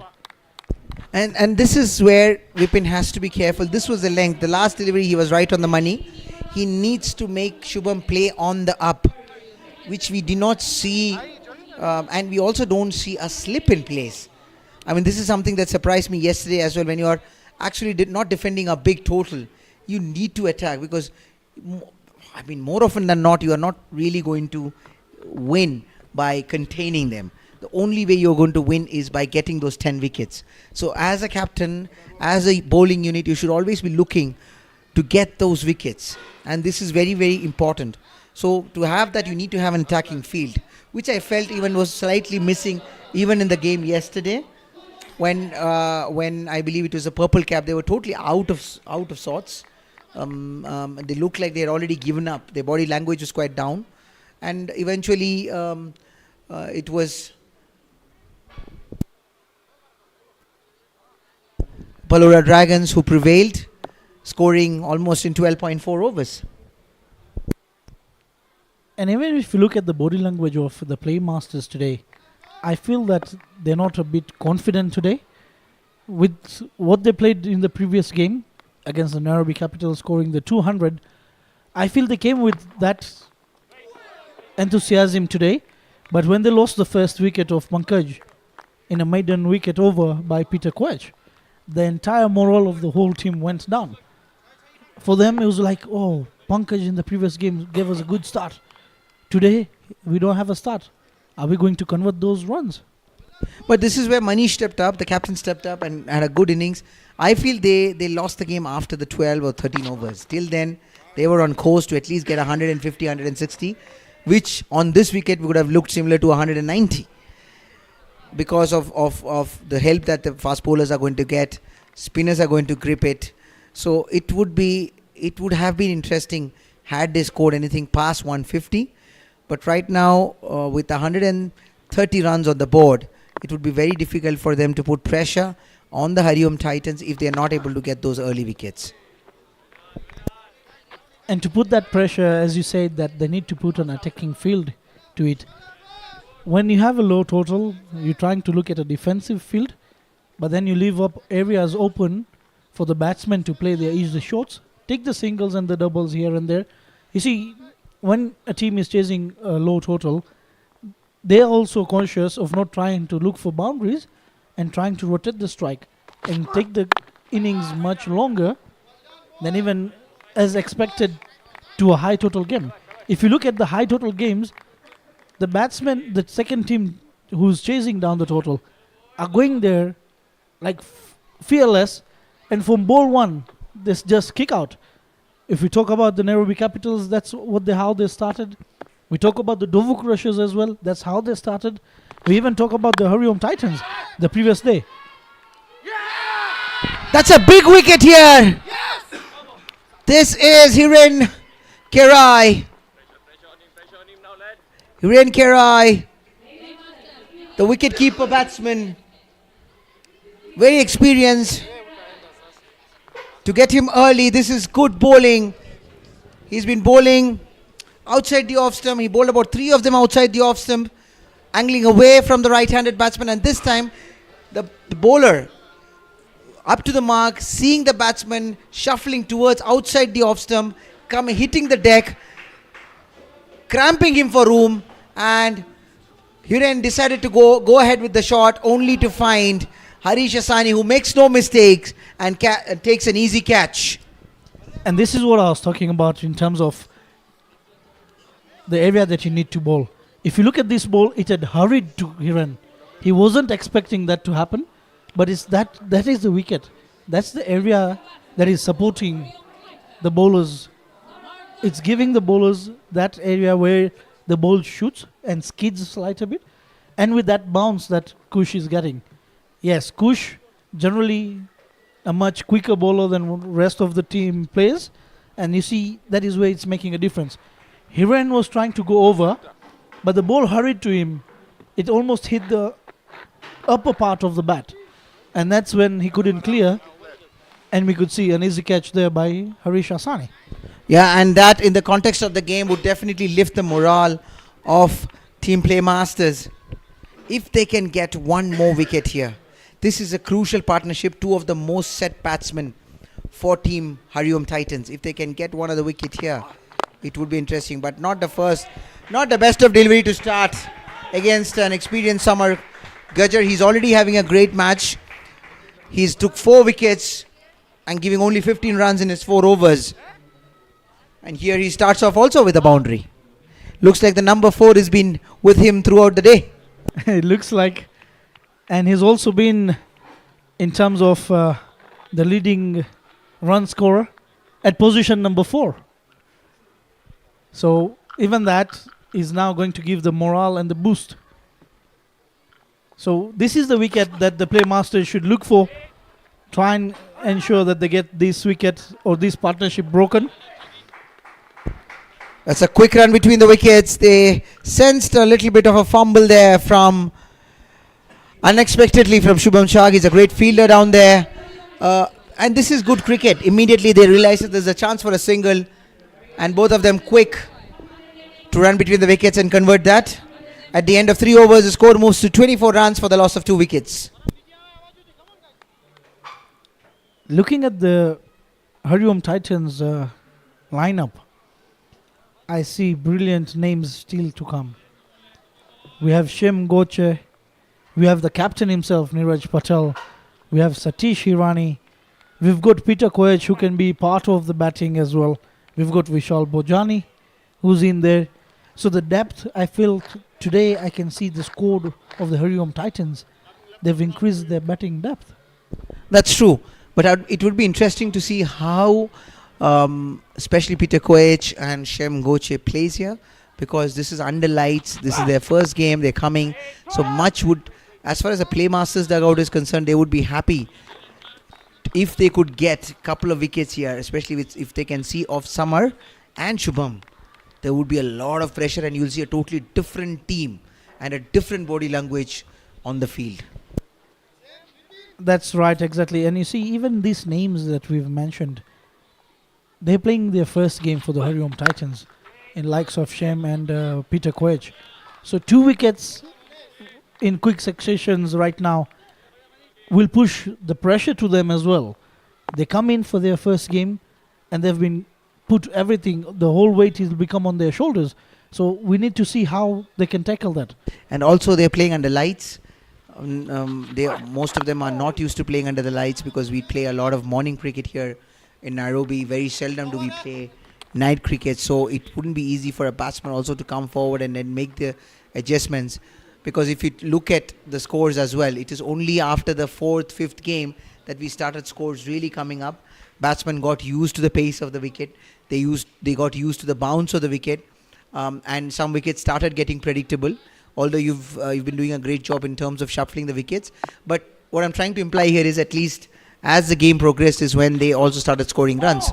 So at this point in time, from my view, it would be difficult for a new batsman to just come in and start playing through in this sort of a wicket here. So the key would be these two for Team HARIOM Titans, and of course the likes of Vishal Bhojani to come, because Vishal also has had a couple of good knocks for the HARIOM Titans. But for those who have come in new, I feel it could get a little challenging, especially if they lose quick 2 wickets here. We can see there with this variation in pace right now from Vipin Vekaria. Shubham Patel has been beaten twice outside the off cordon, and this is what you said about Vipin. The previous over he bowled, the last ball was right on money, and he's come back with the same line. If you would see the first 3 balls played by Summer, he was moving in, trying to reduce the swing. What a shot that is from Shubham. This time around, waiting on the crease, making sure he gets the time. He can see the ball swing and plays as soon as the ball has swung. What a shot that is, just on the bounce. Absolutely, this is more of a half volley for him, going away, and he just leans onto it, drives it between the extra covers and the mid-off fielder, all the way to the boundary for 4.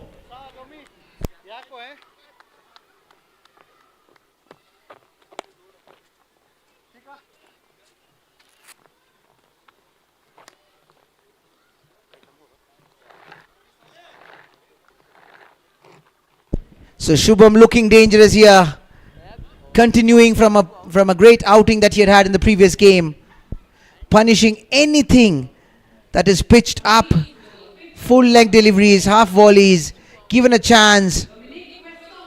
He is quick to latch on to any opportunity to get a boundary. Now this will be interesting. Domi, a very experienced campaigner, has been in the domestic circuit for a very long time, plays for the Nairobi Gymkhana team in the domestic cricket, and he's a very experienced bowler.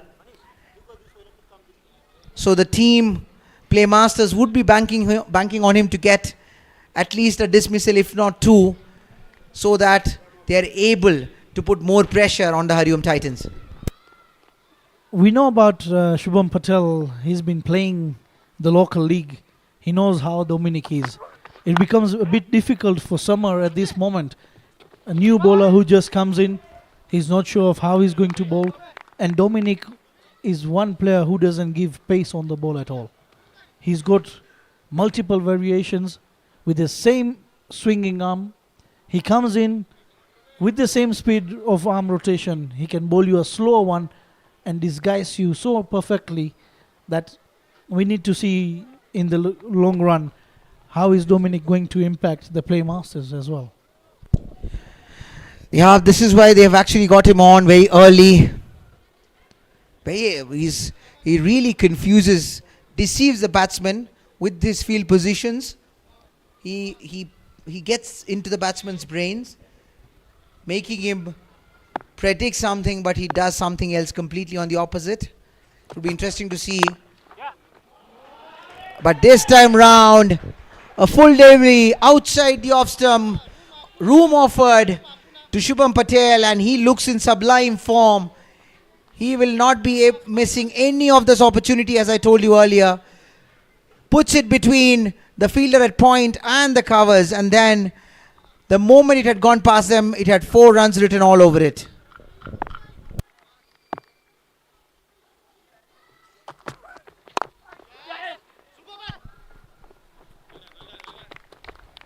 Brilliant running there between the wickets from Samar and Shubham. As soon as they get a boundary, I see that the next ball is direct rotation of strike. So it's an interesting field here for the left-handed batsmen. They've got a backward point, slightly towards the backward side, and we have got a third man in the circle.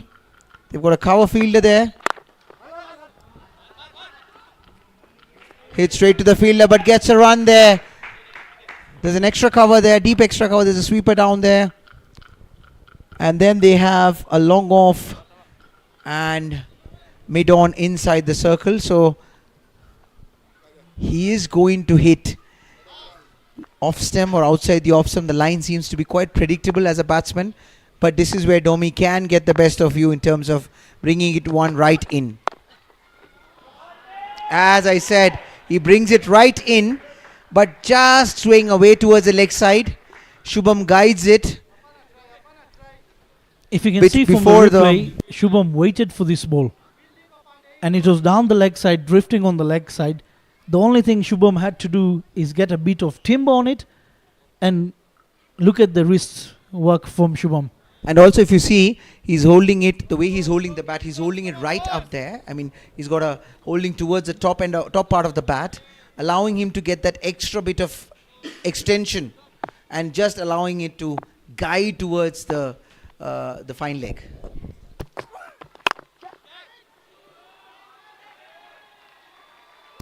Brilliant shot.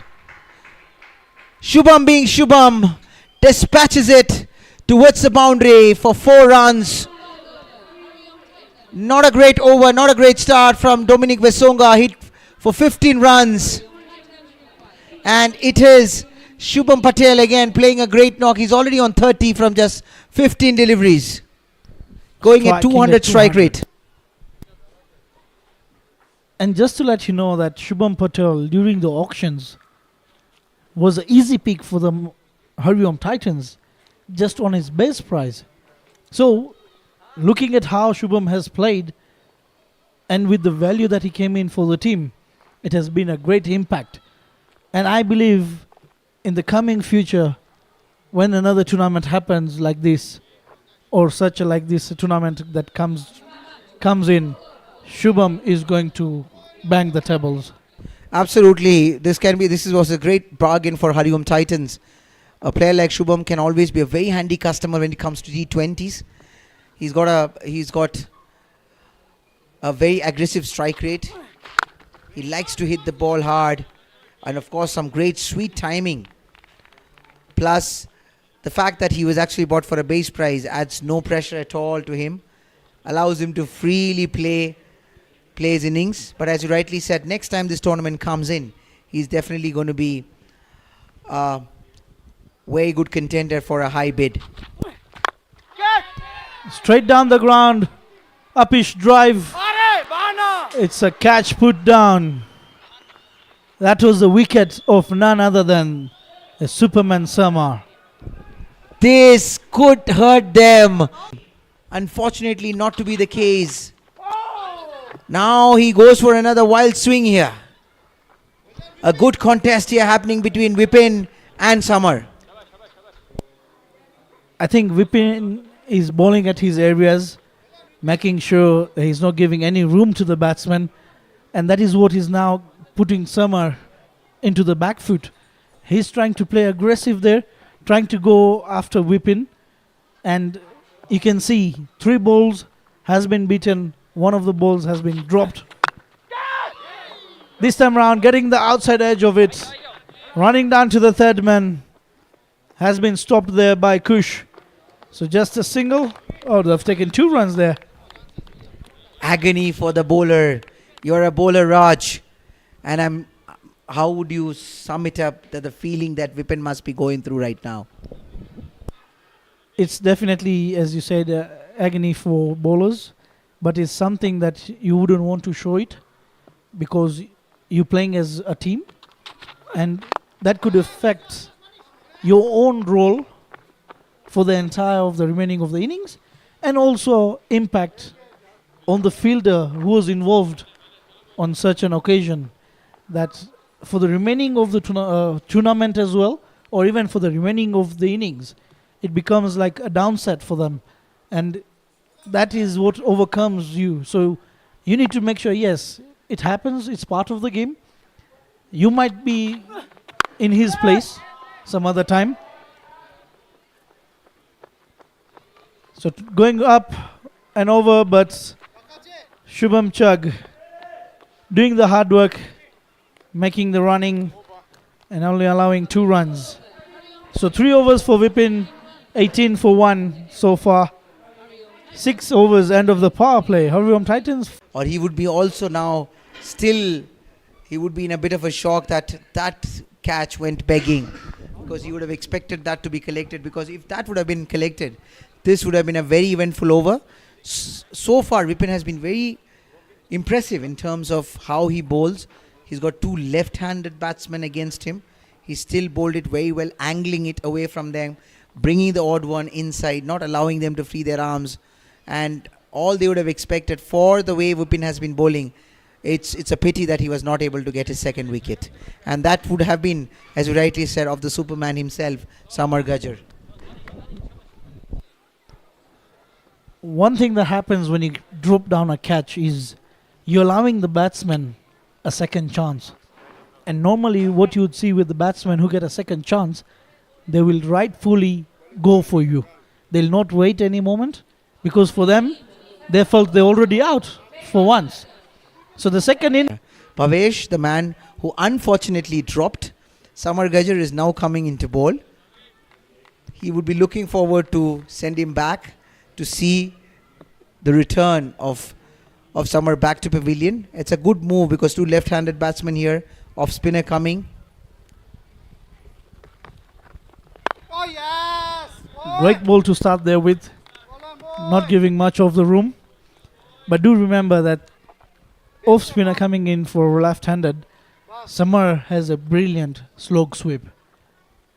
And that will come in handy when you have Bhavesh coming, walks down the wicket, placing straight, using the bottom arm, just for a single. More like a whip. He whips it towards the long on fielder, brings in Shubham Patel. Even if they could get either of them, any of them, it would be a good bargain for team Playmasters at this point in time. Exactly, rightfully said. Any wicket at this moment is going to increase the winning chances for the Playmasters. So they'll try their efforts. Yes, a catch has been put down. Let's have another one go up in there, and this time around it would be grabbed. Absolutely. It's for the bowlers to create maximum amount of chances. Let's see how many chances can they create for Team Playmasters. There you go. There you go. There's a wicket there. There's an appeal here. It's been referred to third umpire. If they could get this, they would consider themselves very lucky. The man who dropped him just the previous over comes back and gets him. This would be a great retribution.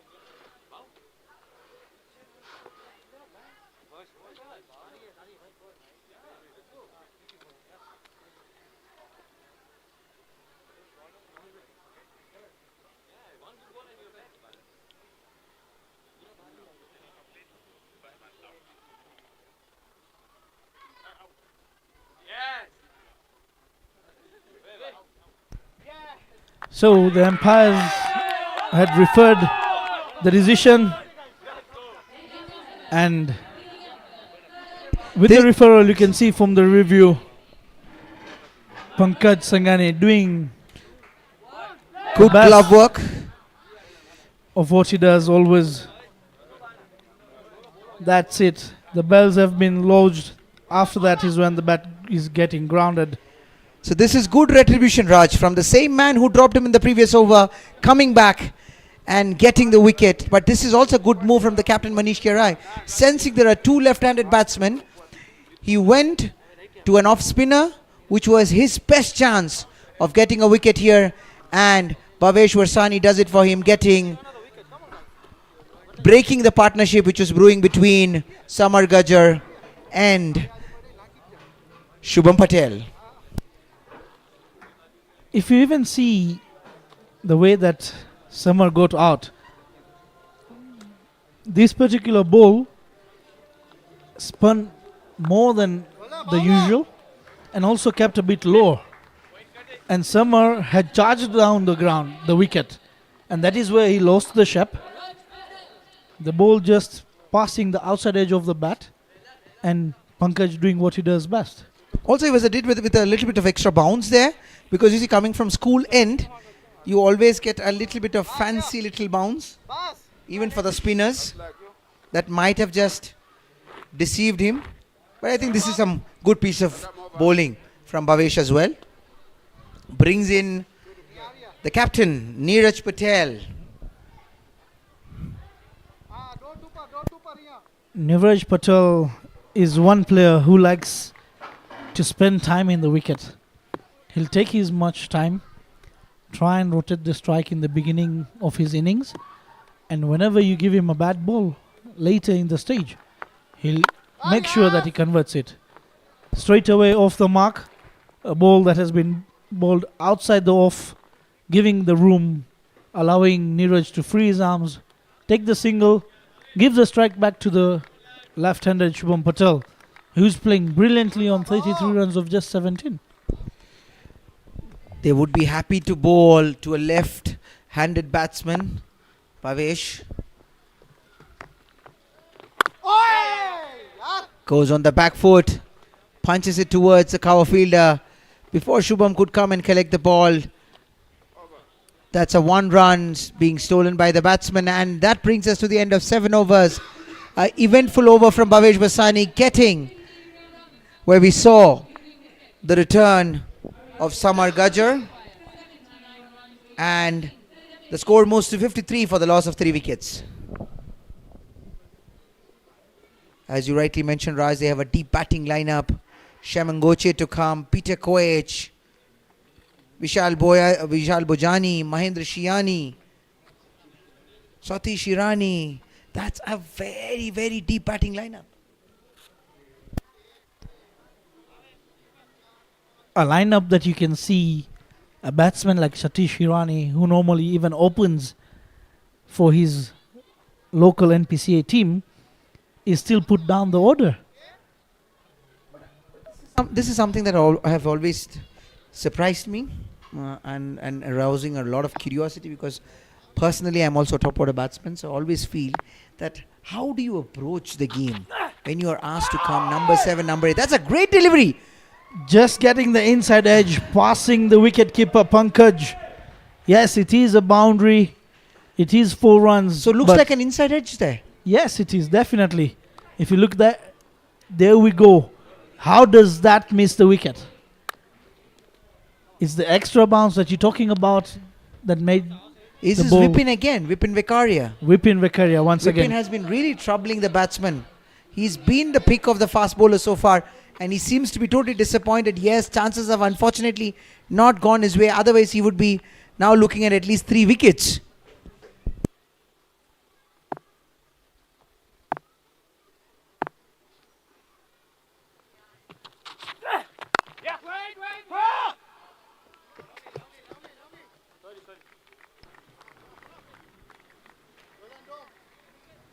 But this is certainly good captaincy from Manish Kirai.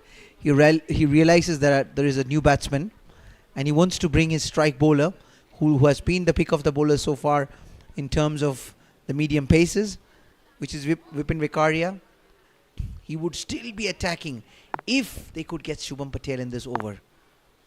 This could look like a totally different game at this point in time.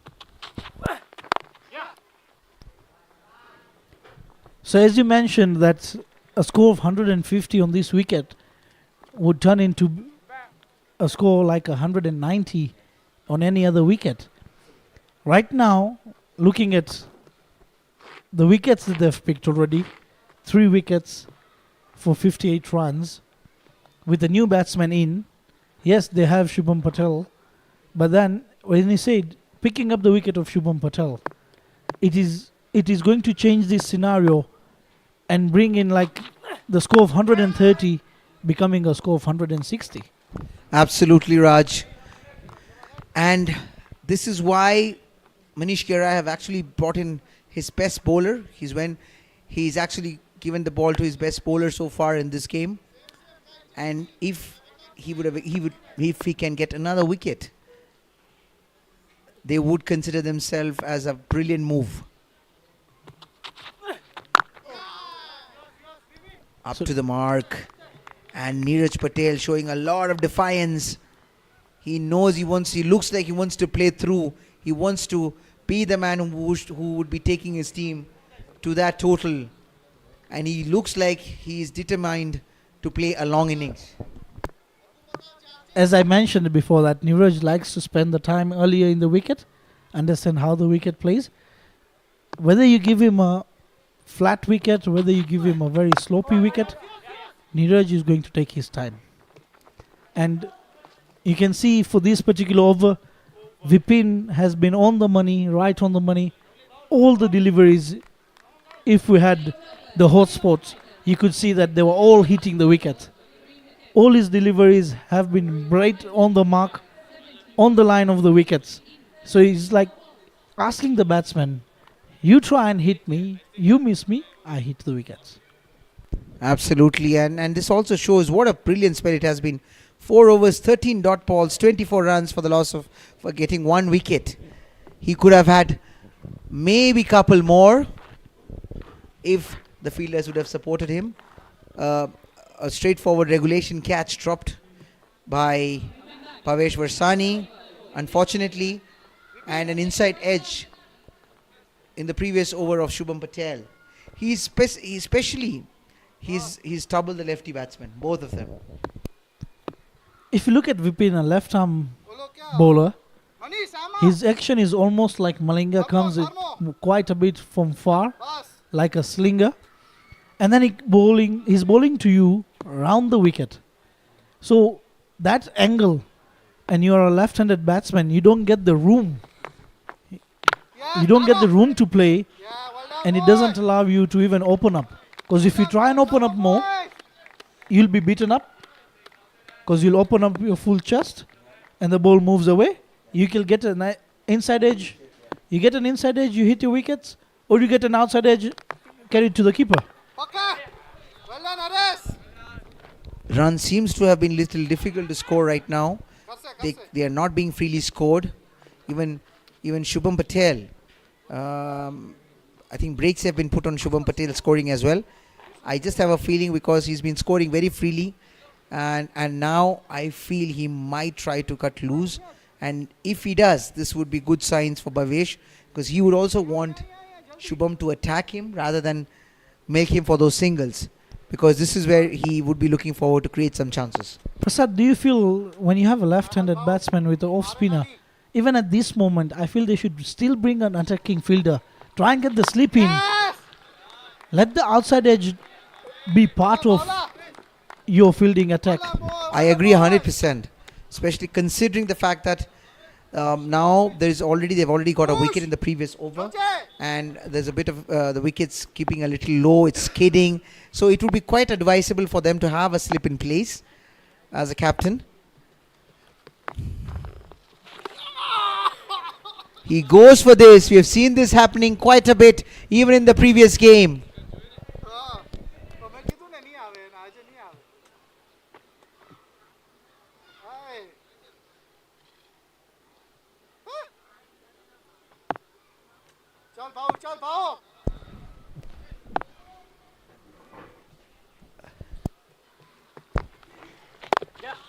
Now coming towards his leg.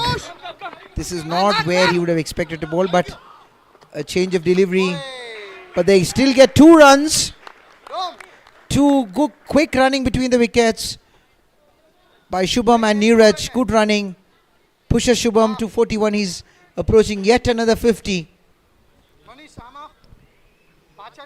There's one thing I'm really shocked about. On the background, I just saw Dev Patel. I just forgot about Dev Patel being part of the Playmasters. And I'm really shocked that Dev Patel, being the genuine spinner, is coming later and Bhavesh has been brought in. I feel this has to do more with the fact that there were two left-hand batsmen until the previous over where they got Summer out, because Shubham and DA knows each other for a long time, and there's high chance that Shubham might go after DA Patel, and this would have played in the mind of Manish Kerai. Having seen last game when they played, he went after Raj Patel, so this could be something that would have been in the mind of Manish Kerai. But as you rightly said, if I was him, we should have tried to attack. I would have tried to attack him, because on a good day, any batsman can get out, and not every day you might go after a good left arm spinner, because last game DA bowled brilliantly well. But I think from the look of things, there could be a high possibility that he would bring in DA very soon, because Vipin has finished his spell, and it wouldn't surprise me if he brings DA from this end. Or now he's bringing in Shubham Chugg. I'm a little surprised like you are at this decision, because you have two off spinners bowling in tandem. Yes, you want to get Shubham Patel, but you also have to understand you are in a better position to attack Neeraj more, because Neeraj is still new in the crease. Shubham Chugg being brought in to the attack, he likes bowling the wrong ones as well. So I think that is why Manish has given the ball to Shubham Chugg, asking him, yes, you're bowling to the left-hander. When you come to the right-hander, bowl your stroke balls of off-spin. When you come for the left-hander, bowl your wrong ones. Let him try and play you against the spin. Let's see what turns out. Absolutely. As far as Shubham's bowling skills are concerned or bowling capabilities are concerned, there's no two ways about it. But the question is, at this point in time, would it be more feasible for you, or would it be more beneficial for you as a bowling unit to have two off spinners in tandem, or would you want to still surprise the batsman having a different combination of off spinner and a left arm spinner? This is much like a righty lefty batsman. If I would be there, look at that for a shot right away, and the money. It's a 6-4. Shubham Patel, Shubham Chugg been brought into the attack. Starts with a shorter delivery. Yes, he was trying to the wrong one, but you can see that Shubham Patel rocking back. And not the greatest of deliveries that he should be starting. He bowls a length delivery, slightly short in length, into Shubham Patel, and he makes no mistake. He just rocks onto his back foot. Now he rocks onto his back foot, but this time it was a stock delivery. There's a fielder down there, Shubham Jadhav.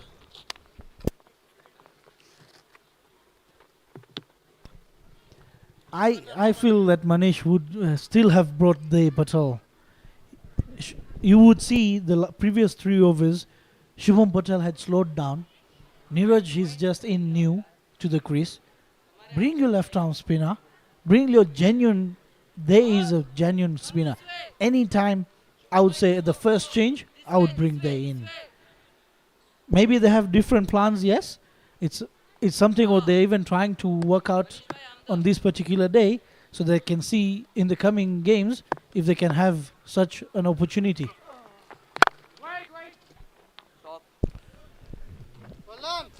Two off spinners. Okay, Shubham is more like a slow bowler. He can bowl off spin, he bowls or leg spin, but it would be interesting to see. In the air, hit between the two fielders. Vipin running after it. Still couldn't stop the batsman from getting 2 runs. This is already an expensive over. 9 runs with 2 more deliveries to go.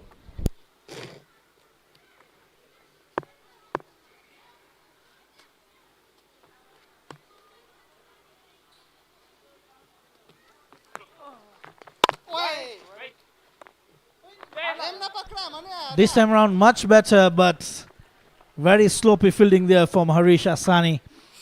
he sat down much earlier before the ball even reached to him.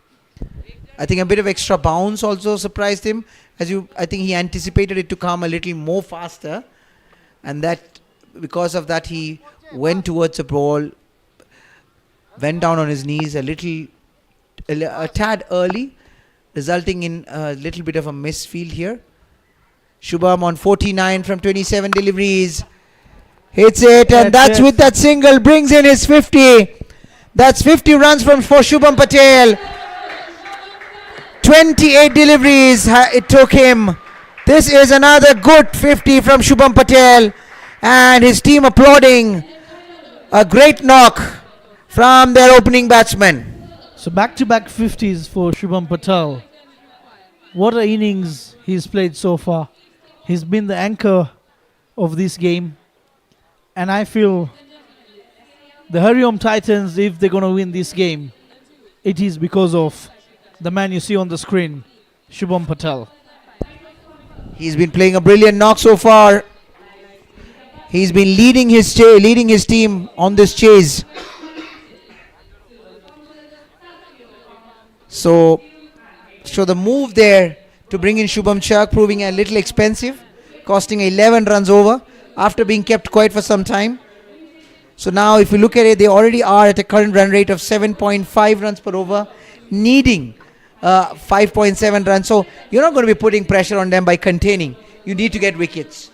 And I'm sure this is what the coaches are also going to tell them, and the team management is going to advise them during the strategic timeout. And most likely you might see a left arm spinner coming from either of the ends post the strategic timeout. So I think they'll continue with Bhavesh from one end, and the end where Shubham Chak came in, give the ball to the left arm spinner there and let him see what they can do for him. At least they, with his bowling, definitely picking 1 or 2 wickets, putting the pressure back to the HARIOM Titans.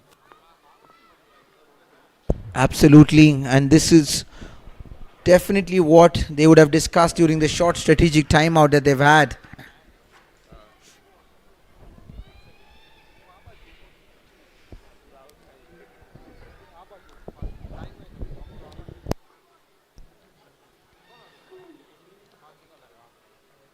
So at this very stage, the Playmasters were at 79 runs for the loss of 2 wickets.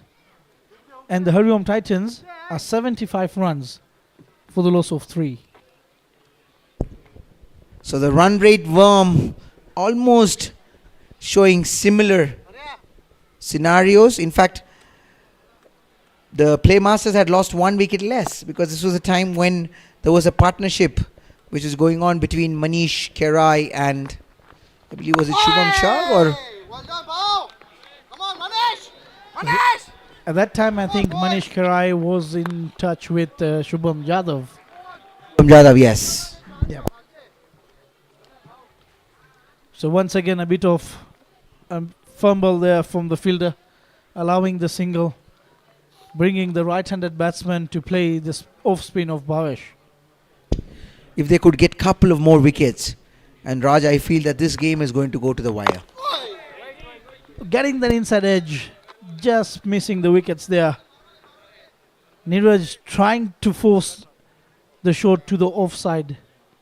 Maybe he would have just flicked it on the leg side, take a single, let Shubham do the hitting. So, I feel in the context of a T20 game, overs between the 10th and 15th are the most crucial overs, where you might see the game drifting towards one of the teams. That's some sloppy fielding there from Playmasters. This is not expected out of them at this juncture. The bowler would be extremely disappointed. Dominic, the fielder, it passes through his hands and goes all the way for 4 runs. Dominic is a very fine fielder, but as you said, even Dominic is playing his first game under the lights. All of a sudden, definitely is going to impact there. So it's a bit difficult to field under the lights, even trying to get the catches. So it is for the batsmen to play as well. For their few batsmen, you find that the lights do distract them. Flighted delivery there to Neeraj. This time around, playing with the merit. Straighter ball to the wicket, playing it on the onside. Only for a single there.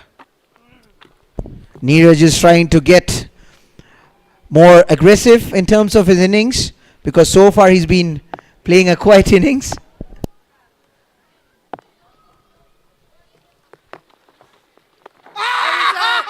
There's a big appeal there. Shubham Patel going for a reverse sweep. It would be interesting to see the replay here. You can see Bhavesh not getting the turn there. So pitch is around the leg, middle and leg. Definitely leaving. Going down leg. Going down leg, and Pamba is a very experienced umpire. So immediately comes back and awards it. Not out. Shubham rocks onto his back foot, hits it straight to Manish Kerai. This time he collects it well and restricts them to not get any single. Now this is the end of 11th over. 81 runs for the loss of 3 wickets. If you can also get on the sideline maybe 2 or 3 quick overs with 3 or 4 runs, you might just see the run rate worm creeping up. But with Shubham Patel being there, I don't think they're going to have any pressure at all. And knowing that they've got the likes of Shem, Vishal, Koech and the rest to come in, I don't think there will be any pressure of run rate on team HARIOM Titans. The only way that the team Playmasters can put pressure is by getting more wickets. We don't see a change in the bowling. It's Shubham Chak to continue. This could be an interesting move here. He's already gone for 11 runs in the first over, but the captain deciding to keep him on.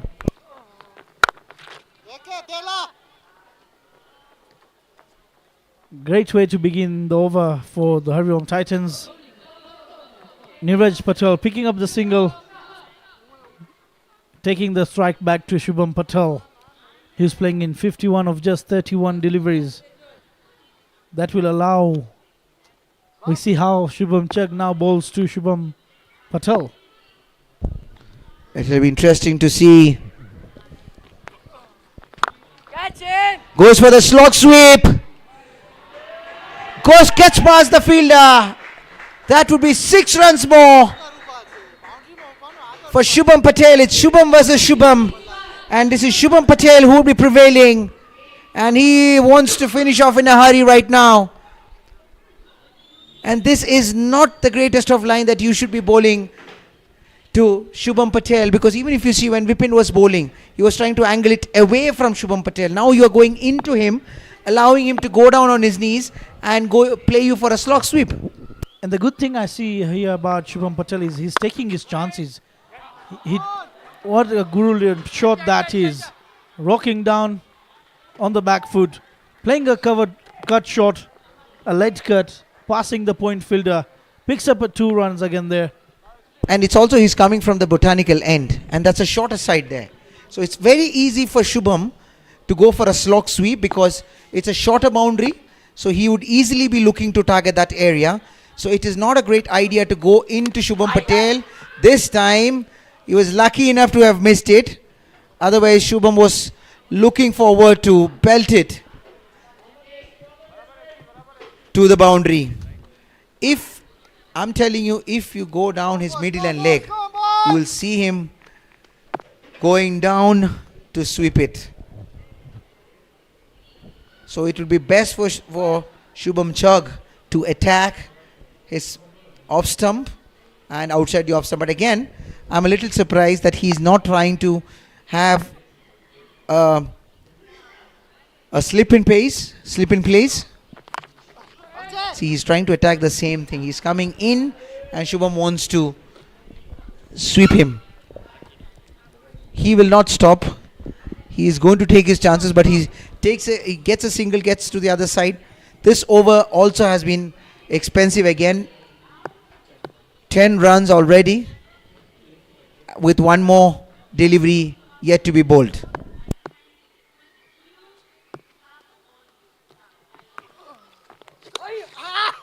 What's that? So what I've seen so far for Shubham Chak is when you see the right-handed batsman coming in, he's bowling into the right-hander, and he's doing the same thing to the left-hander. He's bowling in. Rather, he's supposed to bowl out to the right-hander and also out to the left-handed batsman. Right now, he's giving them the shots to play in their areas. That is where I feel Shubham getting a bit. One more single there, 12 runs off the over. It's an over where you can say they've scored for 2 runs, 2 overs. Look, hypothetically, we can always also say that maybe even if they would have brought in a left-arm spinner, he could have still gone for runs. Possible. Because the way Shubham Patel is playing, he must have attacked, he might look to attack the left-arm spinner more than the right-arm spinner. But still, as you rightly said, if you have a genuine spinner playing for you, you are better off giving him an opportunity. Give him an over. If he goes for runs, you can always change him. But without even bringing your ace spinner in, especially in a game that has been dominated, if you look at this game, the highest wicket taker, even for HARIOM Titans, was Samar Gajjar, another left-arm spinner. And if you look at how he was bowling it in. He was bringing it in. Most of the wickets that he got was of arm balls. And that is what even Dev Patel likes doing. He's a genuine arm bowler as well. He's got a very good arm ball, and plus the fact that he's also tall, just similar to Samar Gajjar, gets a bit of an extra bounce from the surface as well. But I'm a little surprised here at the com box, looking at the tactics of Captain Manish.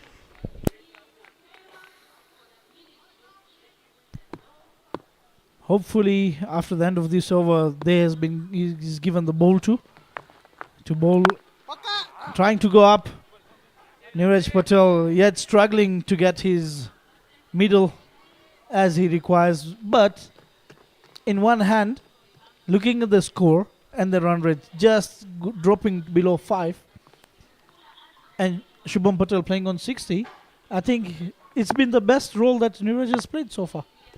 In fact, if you would have actually gotten, or if you would have made things tight from the other side, it would have even helped Bhavesh.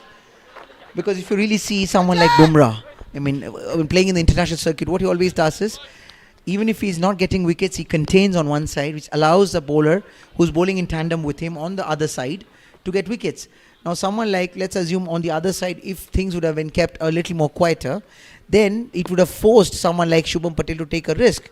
And Bhavesh has been bowling beautifully well, the 3 overs. So he must have he would have looked to get one more. He is not allowing the batsman to score freely.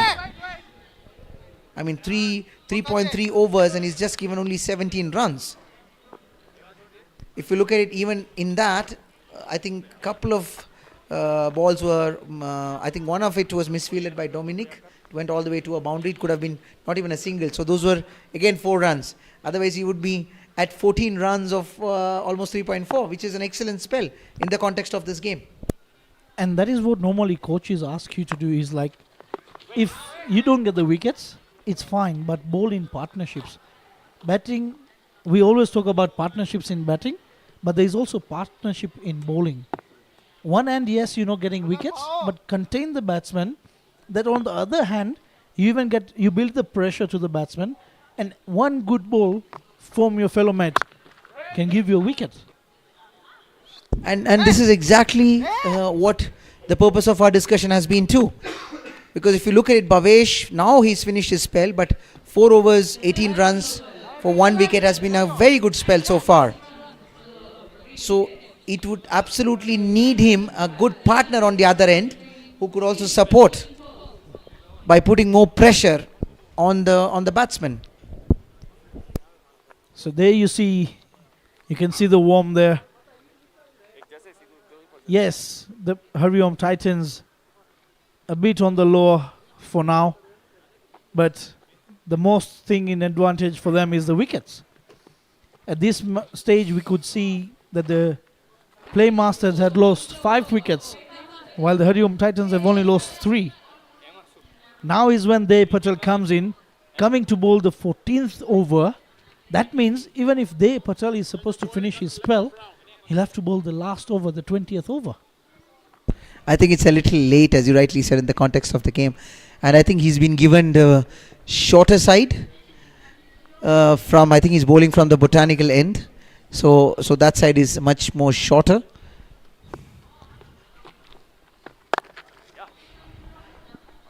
First one, full toss. Now this would be an interesting context. I beg your pardon, an interesting contest between mates Shubham Patel and Dev Patel. They both grew up playing for the Gara club together, before Shubham eventually moving to play for the Sikh Union. They both played together even tennis ball cricket.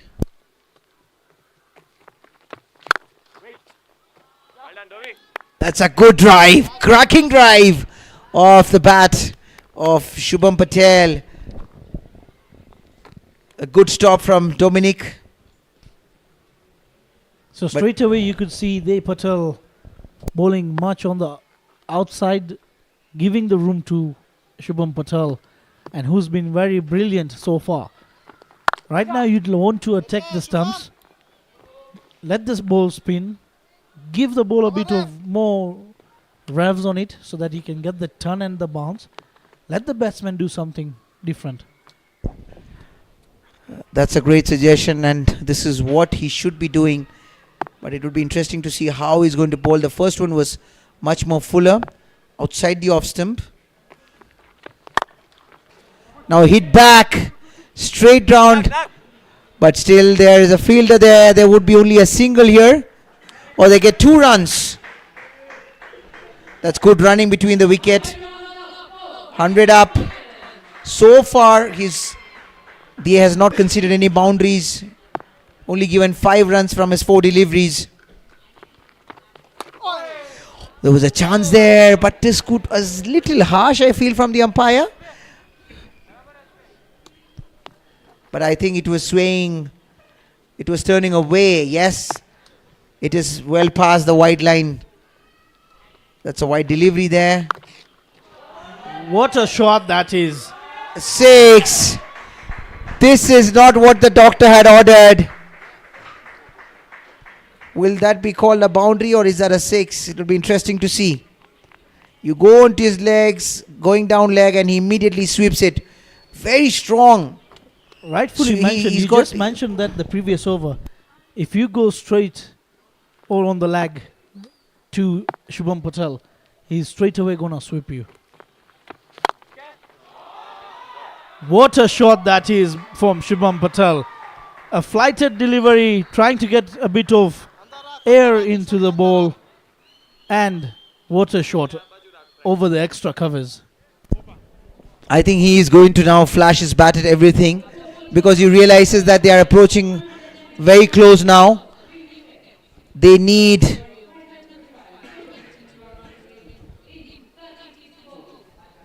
only 22 runs to win in 36, and they are very close to winning the game.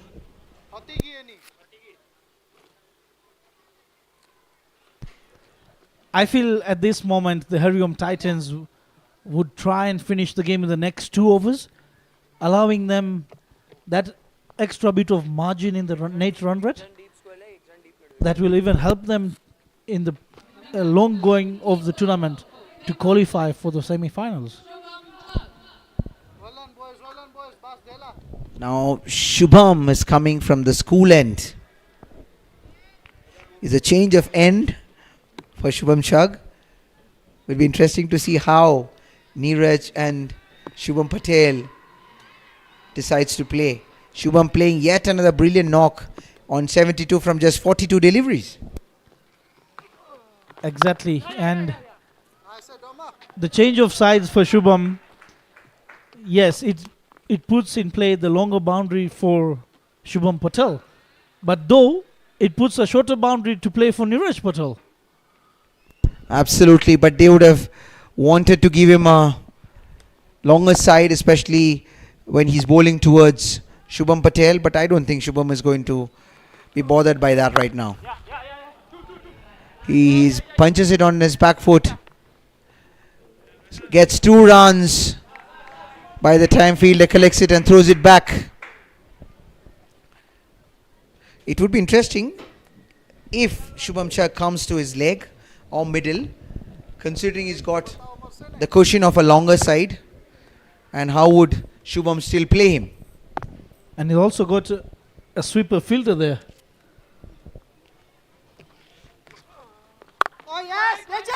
Brilliantly played there. Not taking any risk in terms of the running. That is not going to make any harm to the HARIOM Titans. No, with just under 4 runs per over, run rate is not going to be a bother at all for team HARIOM Titans. With still 7 wickets in hand, and Shubham playing brilliantly on 74, he would be looking forward to finish this game at the earliest. Short ball straight away rocks in the hands of Dominic Vesonga, who drops. Did the lights come in play? A very, as Prasad likes to say, a regulation catch that needs to be taken. You can see this right into the hands and then pops out. Or This would be hurting them. This is what they wanted. A change of side, and Shubham Chak getting a chance, creating an opportunity, and the catch went begging. Dominic Vesonga unfortunately not able to hold on to it. Prasad, do you think even the fall of wicket right now, whether be it Niraj or Shubham, will make any impact at this moment? I think it's a little too late at this point in time, because with just needing 17 runs, it's very difficult for them to put pressure. And even Neeraj Patel is still there, playing calmly, getting 19 runs from 21 deliveries. And after that, a big heave. Shubham decides to get a single and get past to the other end. So 6 runs of this over, 116 runs for the loss of 3 wickets after 15. They require only 16 more runs to win in 30 balls. Just a run rate of 3.2. The only thing I feel that the Playmasters maybe can excite us is maybe one of the bowlers picks up a hat-trick. I think that's a lot of optimism here. All of us are extremely optimistic, be it in our life, be in our profession, be it in cricket. That keeps us going. But I feel it looks a little too good in the context of this game. But yes, cricket, as I told you, is a very funny game where anything can happen. This has happened in international games. This can also happen in domestic games. So I wouldn't completely rule out that possibility. But the way Shubham is playing, I think it's only a matter of how many overs we are still going to have this game on. I feel it is too much to ask for at this moment. But as you said, cricket a funny game. Until you haven't finished your last run, you haven't won the game. You see, for those kind of games also to happen, you need a lot of support from the fielding unit, which we've seen missing, unfortunately, in this game. The fielding unit missing many catches, at least 2 or 3 catches dropped. First catch dropped of Samar Gajjar, and then we've had a couple of other catches. Around 3 catches already that I could remember having seen that were dropped. So that doesn't really allow your cause of getting 10 wickets, especially when you are defending a smaller total in a wicket like this, which has still something for the bowler and also for the batsman. I feel this partnership is the one that has taken the HARIOM Titans home, or is going to take the HARIOM Titans home. And I think the little cameo played by Neeraj Patel is very, very impressive. Like you said, Neeraj has taken his time. He didn't seem to be in a hurry. He didn't have to be, because his partner on the other end was striking almost a 200 strike rate. So with that, there was absolutely no scoreboard pressure on Neeraj Patel, who seems to be playing a great cameo, supporting his partner Shubham Patel, building a partnership. And this partnership seems to me that they've almost taken the game away from Playmasters. rightfully. And you see, when such an innings, you can have one batsman play the anchor role while the other batsman who's taking the lead role. The reason for that is you're not chasing a big target that every ball you're trying to look for runs. It's not a target that in an over you're looking for at least 9 or 10 runs in an over, or even let's say more than 10 runs in an over, like the previous games that we had. Absolutely, and Kushkerai coming in. That's a brilliant shot. Steps down the track, hits it above the cover fielder, but there's a sweeper manning that area, and he would collect it. But he wouldn't be able to stop the batsman from getting yet another single. They are cruising towards the victory. HARIOM Titans needing only 12 more runs to get yet another 2 runs on the table.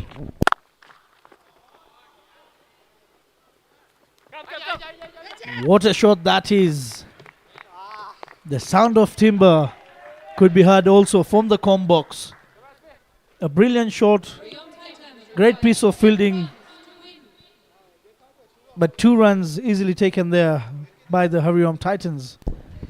I see Shubham would have already crept up in the leaderboard towards the top 3 or the top 4 scorers, especially with this 80, back-to-back 80s for him.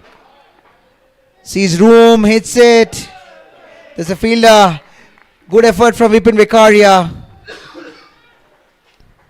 Jumping for the ball, there is Vipin. Gets 2 runs of the last over, last ball. Shubham Patel. Oh, sorry, they just take a single. So the target now at single digits. 9 runs required of 24 balls. The HARIOM Titans 123 runs for the loss of 3 after 16. Playmasters would have hoped to win this game, especially after losing the first 2 games. They came back strongly in the game against Nairobi Capitals, winning the game, and they would have wanted the momentum to help them in this game too. Unfortunately, they had a great start. They were going well until the 13th or 14th over, but after the wicket of Manish Kerai, they just started to fall apart. There were no partnerships being made, and eventually they succumbed to some good bowling from Samar Gajjar for 131 runs, posting a meager total of 132 for a side which already had a great batting lineup and was further boosted by the likes of Shem and Peter Koech. So definitely this seems to be an easy home run for Team HARIOM Titans. And just to give you an update on Shubham Patel onto the leaderboard, he jumps right from position 11 to 3 with a total of 81 today on board. The previous 2 games he had a total of 95 runs, of which his previous game he had scored 77 runs not out. What a shot that is! A short ball rocking back. What a pull shot. Hitting it straight to the parking lot. A big maximum extension of his arms. Shubham Patel hits it way into the crowd. What a massive maximum this has been. And it is from the man you see on the screen. He seems to be a great puller of the ball. He seems to be playing that pull shot exquisitely. For now, I feel Shubham Patel has played all around the park. This is some exquisite timing. He doesn't look a man like who's a strong hitter of the ball. I think this has to be attributed to some great timing from Shubham Patel. Exactly, indeed. And this is what we're now. The remaining games of the HARIOM Titans, they'll have a positive mindset with Shubham Patel. Back-to-back 50s. Previous game 77, as I earlier mentioned. Today playing on 87 with just 3 runs required to win. I feel the other teams will have to do quite a bit of homework to see how to get the wicket of Shubham Patel. It would be interesting. I wanted to see, was he opening also in the first game, or is it like they changed him to the opening position from the second game? So apparently he didn't open the first game, and from the second game is when he came in, did the opening for them, and you could see all the difference that made. So the scores are tied. The scores are level. We just need one more run. He did open.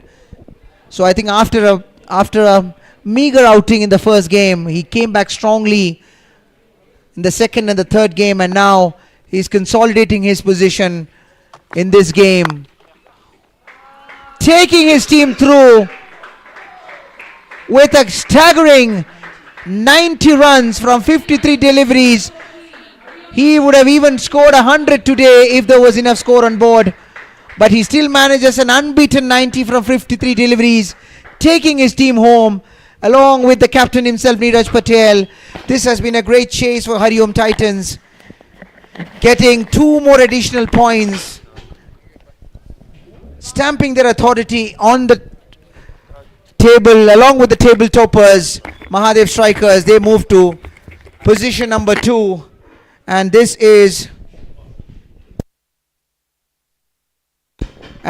the end of game number 14. But all of you who are watching us online, be ready, embrace yourself for the game tomorrow. It will be the mighty Mahadev Strikers and the fearsome Nairobi Capitals. They will be taking field tomorrow. It is 7 p.m. at the Sri Kachileva Patel Samaj, and that would be one hell of a game, ladies and gentlemen. We are expecting a full house tomorrow for that game. Till then, good night, Shubh Ratri.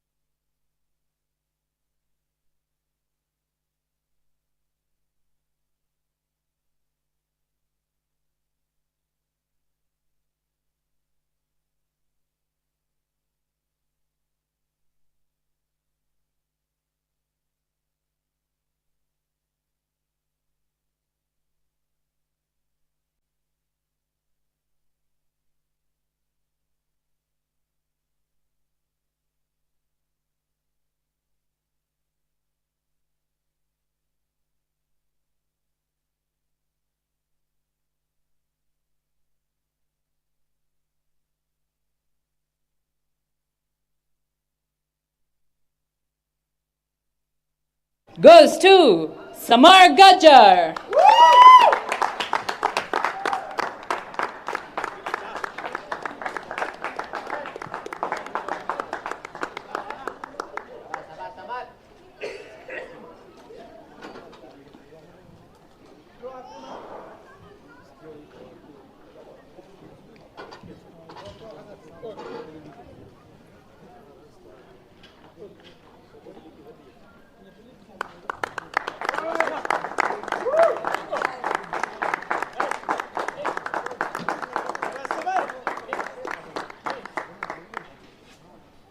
The highest number of sixes in tonight's game goes to Shubham Patel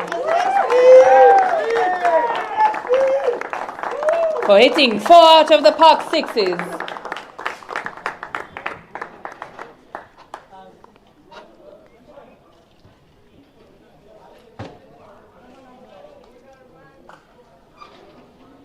The most number of dot balls goes to Samar Gajjar, bowling a total of 17 dot balls.